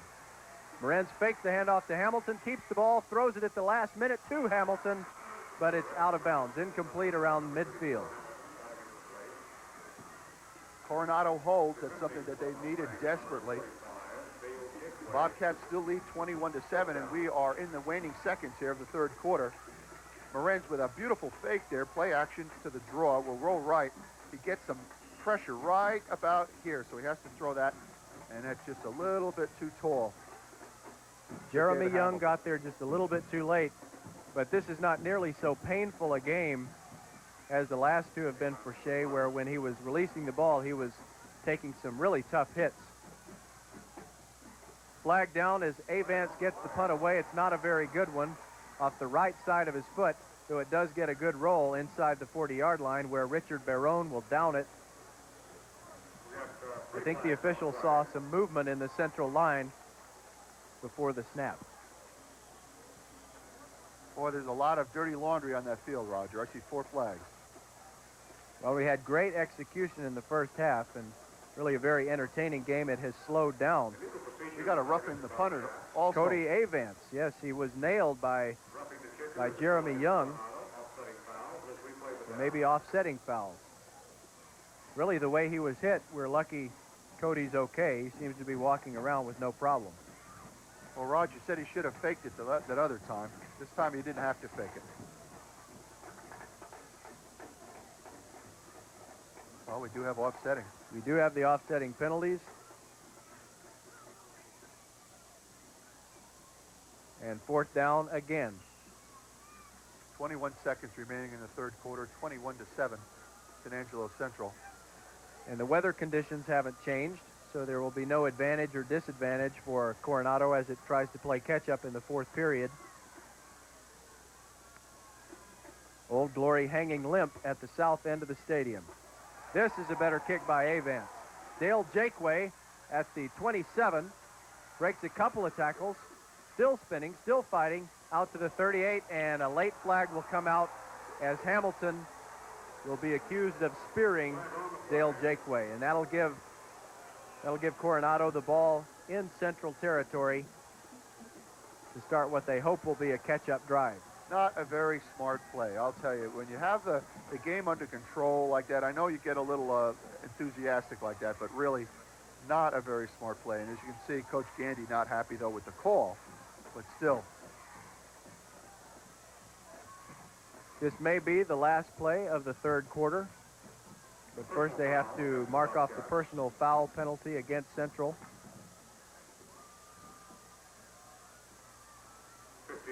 Up until Central lost its last two, I have to say I was really disappointed in the Associated Press poll. I didn't know what they needed to do to get themselves ranked. They had a 7-0-1 record going into the Permian game, almost won that one, and probably played well enough to deserve a spot in the top 10, but rankings are just good for discussion and nothing else. They really don't matter now that we're in the playoffs. If Central keeps winning, they will accomplish their goal. Reed goes deep. Chad Reed had it, and now it's taken away by Ben Montgomery. No, it's an incomplete pass. Ben Montgomery almost stole that. I'll tell you what. At first glance, Roger, it looked like he intercepted the ball. This is one replay I want to see. I thought he had it myself. Chip Reed, good protection. Throws. The ball is actually well thrown here. And look at this. Oh, okay. Okay, yeah, you got to see it hit the ground there, but a beautiful play there. And that was Chad Reed with a near completion. Robbie Anderson in motion. Two fakes, and Reed throws and goes down as the siren sounds to end the third quarter, 21-7. Credit Barone and John Smith with the sack as Central will take a 14-point lead into the fourth period. The plaudits of the crowd. We'll be back, and we'll see if the Bobcats can hang on. And well, there's the score. It was 14-7 at the break for halftime, and now it's 21-7. And Coronado has the ball as we start the fourth period. They have it at their 48. And I think that time of possession advantage that they enjoyed after 2 quarters probably has changed a little bit here with the Central offense taking command of the game. Reed gives to Rodriguez on a misdirection play. Ben Montgomery slows him down. And Richard Barone finishes him. That man, again, on the tackle, Roger, and you got to wonder about that call. You get 3rd down and 15 yards. You're trailing by 2 touchdowns, and what do? You run the ball. Now they're going to have to punt. I guess they believe that they're still in the game, being down 2 touchdowns with a quarter to go. Hoping for a turnover maybe, but Central has been very solid. No handoffs or forced passes. The punt is away, and Ryan King will let it roll. It gets inside the 10, at the 5, where it's down by Nathan Kennedy. And if the Coronado defense can make something happen to get the ball back, then maybe that strategy will work. But I do agree with you that the play calling on 3rd down wasn't going to accomplish what they needed. Roger, I mean, here you are, you're in a playoff game. You lose, you're out. You know, why not go ahead and air it out? What's happening is the Bobcats are coming up. They're forcing good run defense by bringing their defensive backs up. You're going to have to throw the ball downfield to beat them. And now Shea Morenz is back on the field again. He's 90 yards away from the end zone. Those near-miss deep passes by Coronado did not fail because the receivers weren't open.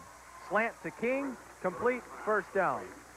Dale Jakeway tackled him, and so much for the poor field position. They're outside the 20 again. Once again, Roger, over the middle. Central exploiting that center of the Mustang defense. Little slant in there, and suddenly a first down. There it is. Same play they used for the touchdown. And a flag on the play. A flag. I think it's going to be a dead ball foul that will advance it even further.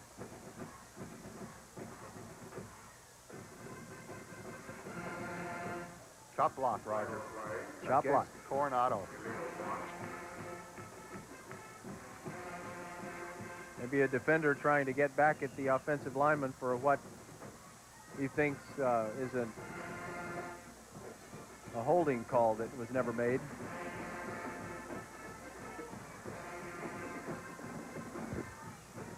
Vogel splits out wide to the near side, so there are 4 wide receivers in the pattern. Shea drops back, plenty of time again. Now he's flushed and throws over the middle for Bibbs. Caught. At the 39. We have really been spoiled as we watch Shea Morenz this year. His accuracy, just tremendous. Watch him thread the needle, Roger, on this. Again, nice block in the backfield by David Hamilton. Not only is he running, he's also blocking right there, just to give Morenz enough time to step up and throw it. And boom, I mean to tell you, that was close. And he's able to make those throws, whether he's stepping toward the receiver, he can do it off his back foot, or leaning one way or the other. He's got a very strong arm. But no time to throw. He is sacked back at the 25. Credit Pete Jones with the tackle. The flag is down in the area where you usually get a holding call, and that's what it is. Well, I would assume that Coronado will decline this penalty with the sack, and that way they'll get a down burned also. Let's see. It's tough to criticize a quarterback like Morenz. He's been so productive and helped the Bobcats to such a great season. But one thing that I think the Central coaches will like to see him learn to do is get rid of the football in a situation like this. He waited just a little bit too long, and Smotherman was in on him along with Jones. And so suddenly you have a 2nd and 25. Low snap, Morenz handles it, throws to Carroll, and Carroll is free. He's exciting in the open field, 45 to the 47, and suddenly a very makeable 3rd and 3 situation. They brought in Gilbert Rodriguez to play in the secondary. I'm sure those Coronado defensive backs are tired of chasing the Central receivers around all night. Roger, again, over the middle. It kind of reminds me of the ASU Ram defense when they do those little lookings like that. But we have some action on the field here. Another flag. It's illegal motion against the Bobcats. And This is starting to look like some of the lowlights of the Permian game where the Cats would pull off a good play and have it nullified by a penalty. That play doesn't count, but let's credit Charles Vogel with a good downfield block. He took Dale Jakeway out of the play and let Carroll get as far as he did. So now it's second, and the scoreboard says 20, but it's more than that. I think it's second and 25. Shotgun. Morenz will keep. Correction, that's Byron Bodie who's come in for Morenz. Morenz is okay. He came over and he was talking with the trainer, Rick Fox, but now he's talking with offensive coordinator Kyle Gandy with the next play. So what do you call when it's 3rd and 20-something? Well, what do you say you look for Marcus Vibbs? He's been very successful. And watch again, why not over the middle? A little slant in, maybe a little post pattern. Been very successful. He'll operate out of a shotgun. They might screen to Hamilton. They fake the draw. He has time. Now he's under pressure. And there was nothing he could do that time. And another late flag. Brian Maloney, Brian Smotherman combine on the tackle. I think we might get some kind of personal foul after the play. That's what we have. The question is it a dead ball foul that would create a 4th down?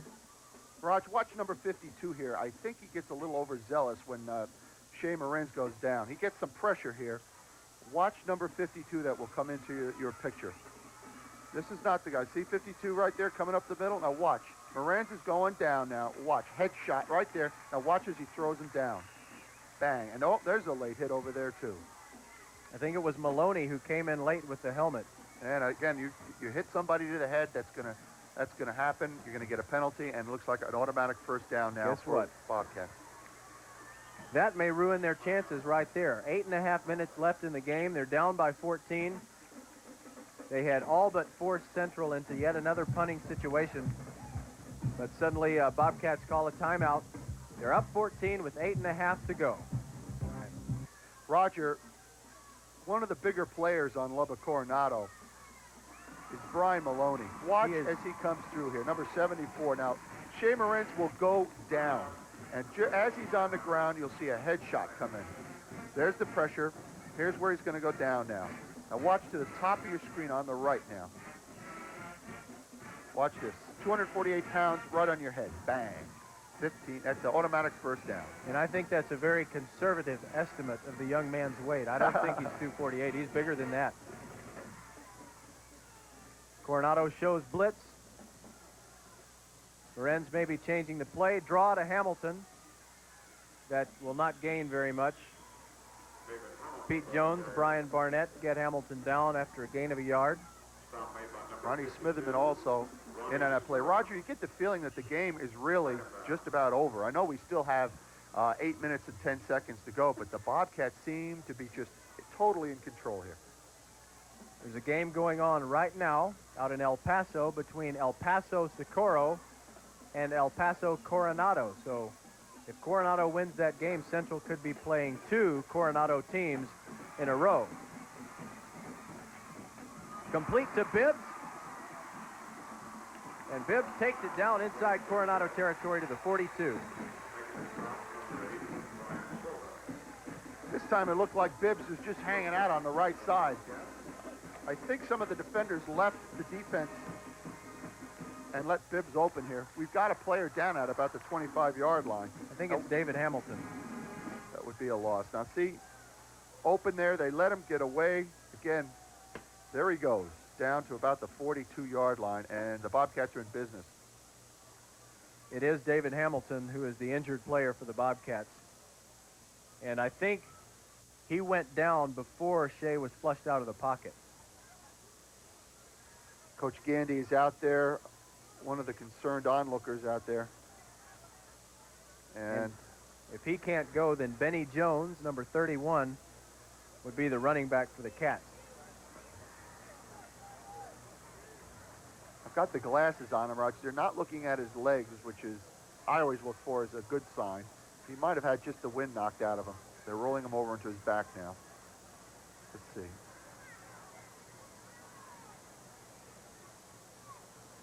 Well, he's He's moving pretty well. He's in some pain, but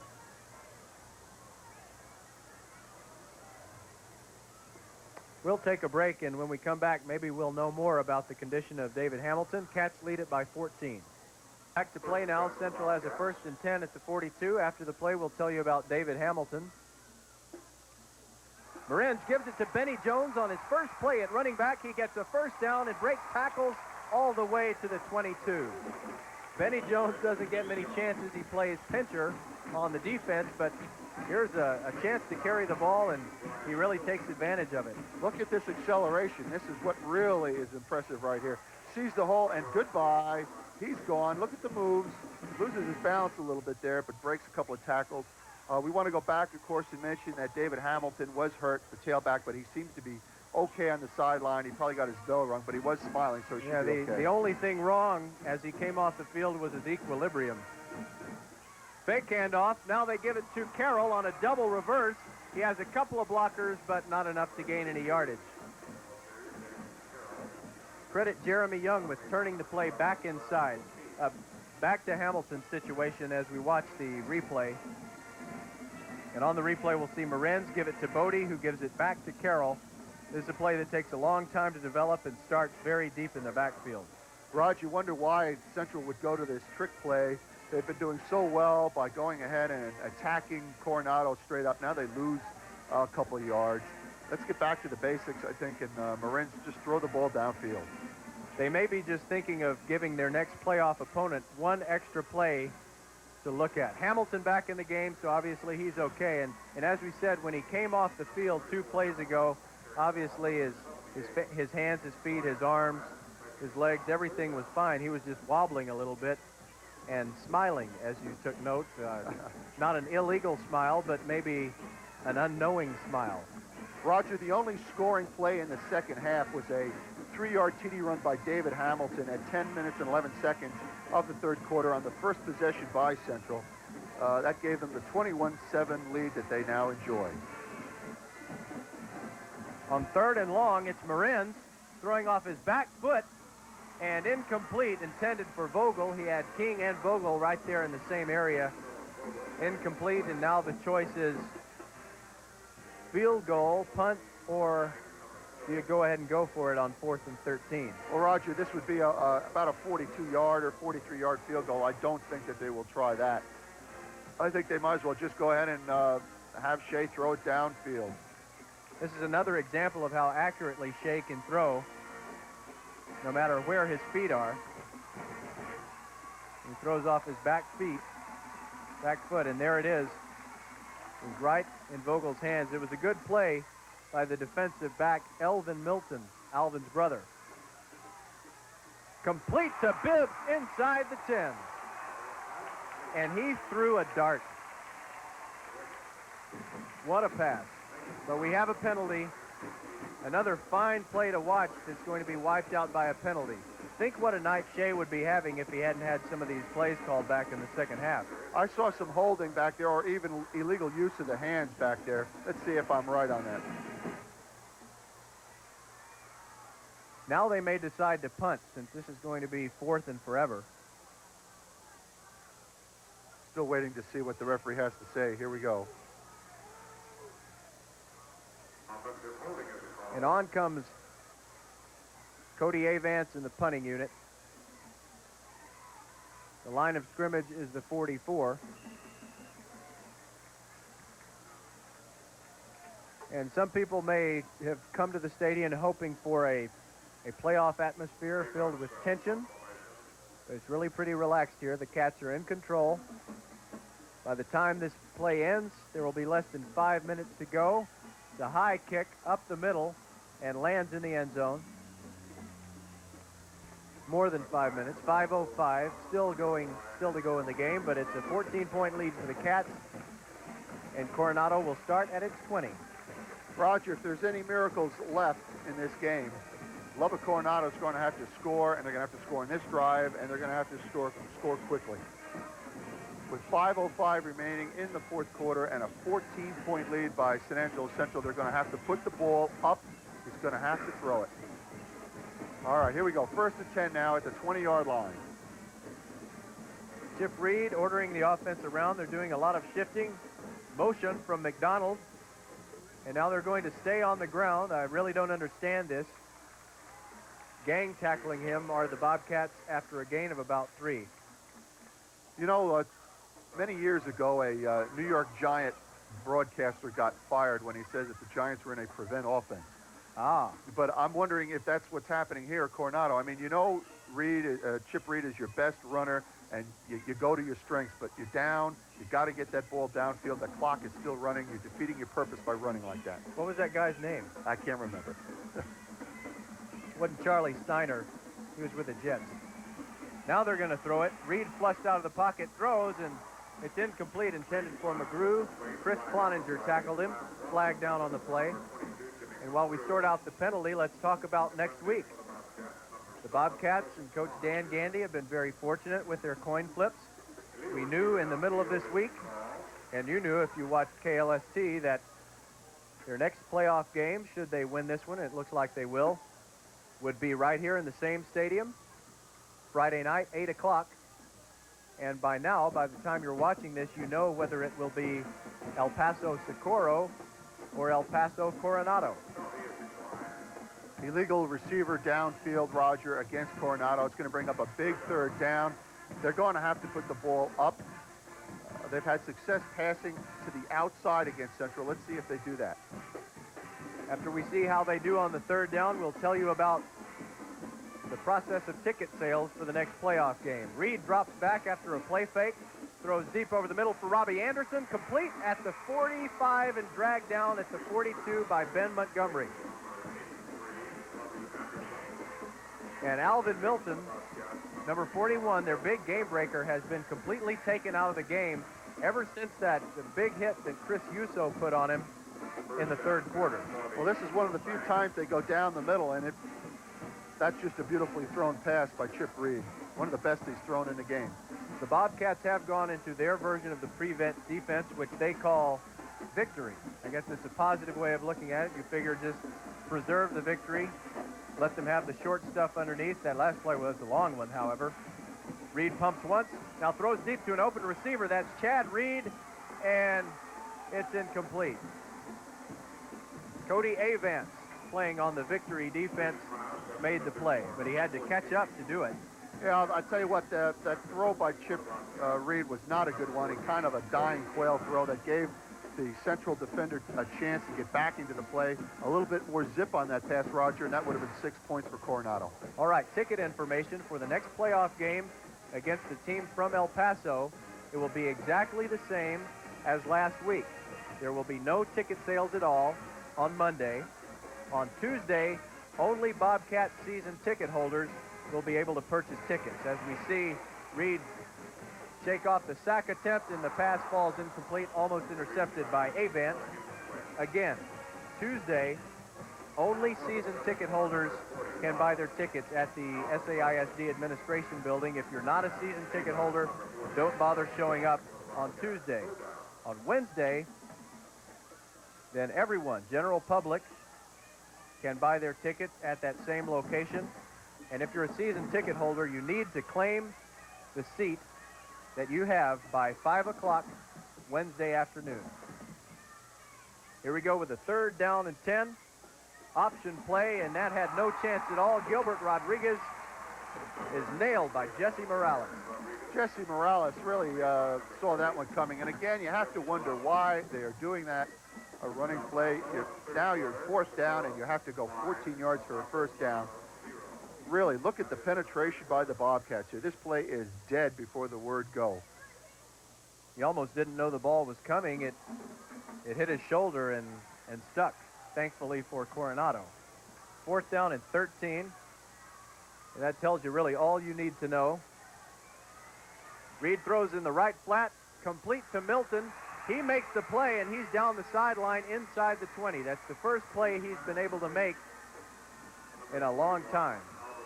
Brought Ben down Montgomery saved the touchdown. Excuse me, again, also Cody Avance in on the play also, and that was, talk about a clutch play. Still a breath of life in Coronado. Now we see that even though passing is not their favorite thing to do, when they decide to do it, they can make some plays, and you have to wonder why they chose the time-consuming calls earlier in this quarter, and now they're able to move the ball, but it may be too late. Whoa, Ball is batted down by John Smith, and Yuso almost had himself an interception. Get those hands up. That's what the coaches say. If you can't get to the quarterback, get the hands up. Going back to Alvin Milton, he is the #1 target. He's caught 38 passes and 4 touchdowns for Coronado, but as you say, Roger, he has been really a non-entity except for that last play. And he's just a junior. He may have to carry this team a little bit next year when Chip Reed is gone. They have seven senior starters on defense, not as many on offense, but they will lose a lot of players. Reed drops back, looks in the end zone, throws into a crowd, and it's intercepted. Back comes Jason. That's the first turnover of the game for Coronado. Jason Sanders makes the interception, and I think that the lights are about out on Coronado right now. Chip Reed looked very uncomfortable back here, Roger. The pressure coming straight up the middle, throwing off that back foot. And boy, I'll tell you what, nice pick off by Sanders, and he's going to bring this back up the field. And as you say, Roger, that should be the final nail in the coffin. 4 Bobcats in the frame when he made that catch, so he threw into coverage.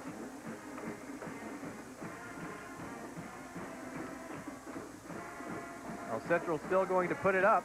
Shea going deep for Bibbs. Oh, just a little too tall for him. May have lost that one in the lights. He jumped just a tad too late. Roger, is that kind of a surprising play to you with a 21-7 lead and 2.5 minutes to go that you would put it up that deep? I would say so. Make 1 first down, then the game is really over. The scoreboard shows that Coronado has 2 timeouts remaining, but if you make 1 first down, they'd have to use those quickly to keep the game going. As the replay showed you, though, Bibbs was open. I mean, you can't argue with that. That's true.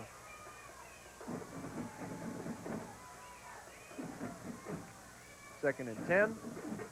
Now they keep it on the ground. Hamilton is tackled by Sissel after a gain of 2. And is Coronado going to use a timeout? Apparently not. Roger, the middle linebacker is so important for Coronado. Sissel is such a big player, and you really haven't heard his name all that much on defense. It appears that they're blocking on that linebacker, the Bobcats are, and allowing, taking actually Sissel out of the play, and he is the mainstay of that defense. By the way, I don't know what happened on that interception. I just drew a blank.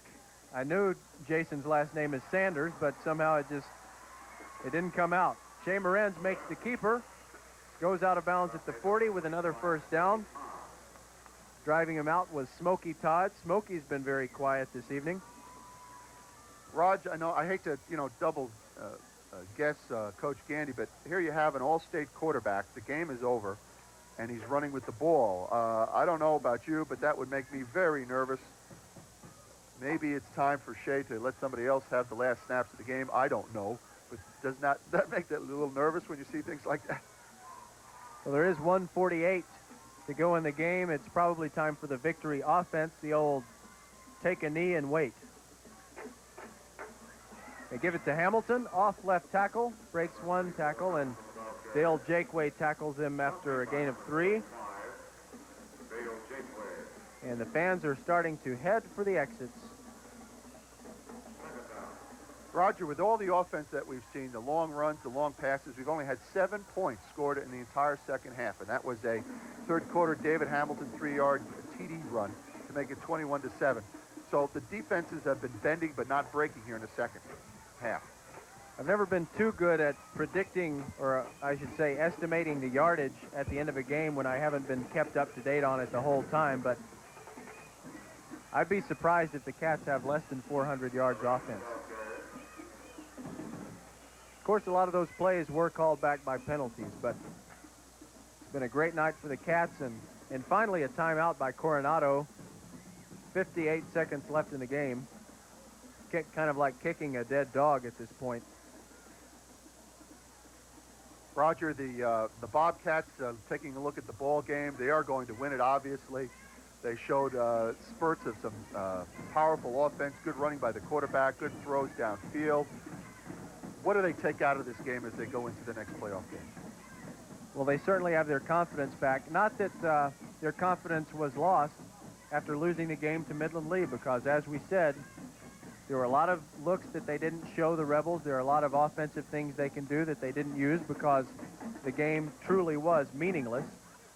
And they haven't pulled out all the stops in this game, and they have a few surprises in store for their El Paso opponent next week. And I think they have to feel great about it. This team was obviously stiff competition, and it took a while to wear them down, but after a while it's obvious the Cats have a better team.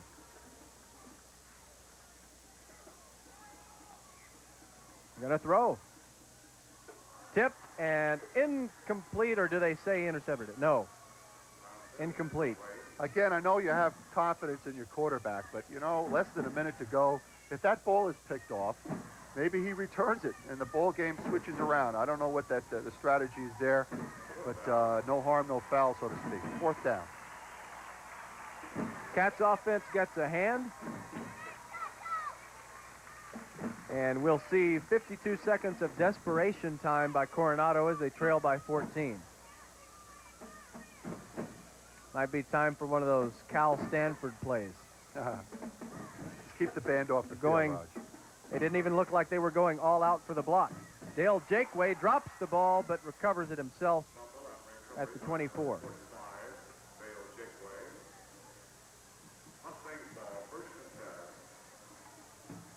Richard Barone almost made a play that would have made him a lock for player of the game honors. Tell you what, Raj, we have to vote for player of the game, huh? Richard Barone has got to be a leading right there candidate. On top of it.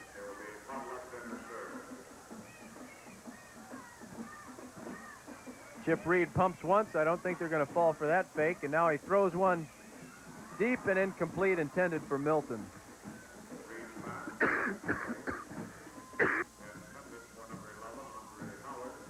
Well, the Cat secondary has gotten a workout tonight, but that's because the defense played well early in the game, giving up long drives, but I guess bending but not breaking,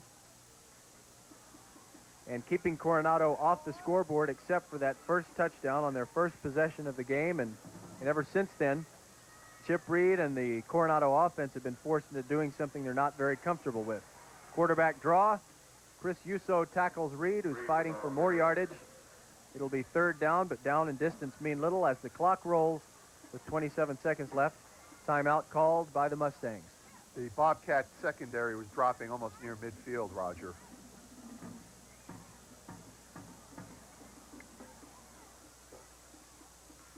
Again, we'll be here next week, San Angelo Stadium, against either El Paso Socorro or El Paso Coronado. You know by now who the opponent will be. The game will start at 8 o'clock. No ticket sales Monday at the SAISD Administration Building.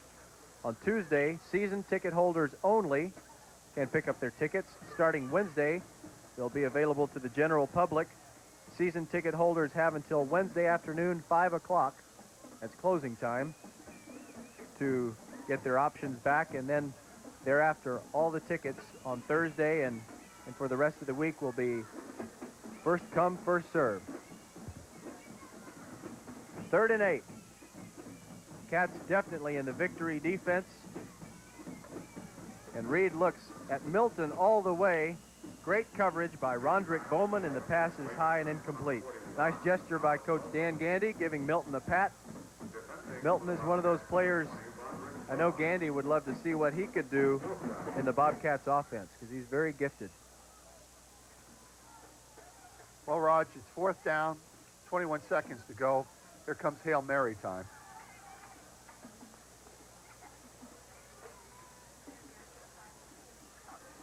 Straight drop back, not a lot of pressure. Finally throws, and another interception. Chris Kleininger's got it, and he can run for a while. He's cutting back to the left side of the field. I think he wants 6. He's still on his feet. Inside the 30 and out of bounds at the 22. make that to 17. The son of the co-coordinator of the defense, Chris Cloninger, who's been covering a tight end that never seems to get a ball thrown at him all night, gets a chance for glory and takes advantage. Boy, I thought he was going to bring it all the way back here. Talk about desire. He may be hurt a little bit here, but he's reveling in this interception. Cody Avance was either saying, take care of Chris, he's hurt, or this is my buddy here. Just take a look at him. Well, this should be the old knee touching the ground and ending the game here. I think now would be a very good time for that. Just 4 seconds left in the game.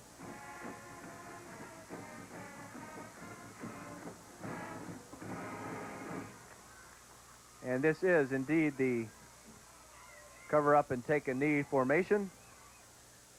That's the ball game. Central Bobcats are by-district champions, and they will play on in the Class 5A Division I or Big School playoffs after this weekend. It's down to a Sweet 16. The final 21-7. Randy, any thoughts? Well, I'll tell you what, at times it looked like the Bobcats could do whatever they wanted, and at times I just got the feeling they wanted to play just good enough to win.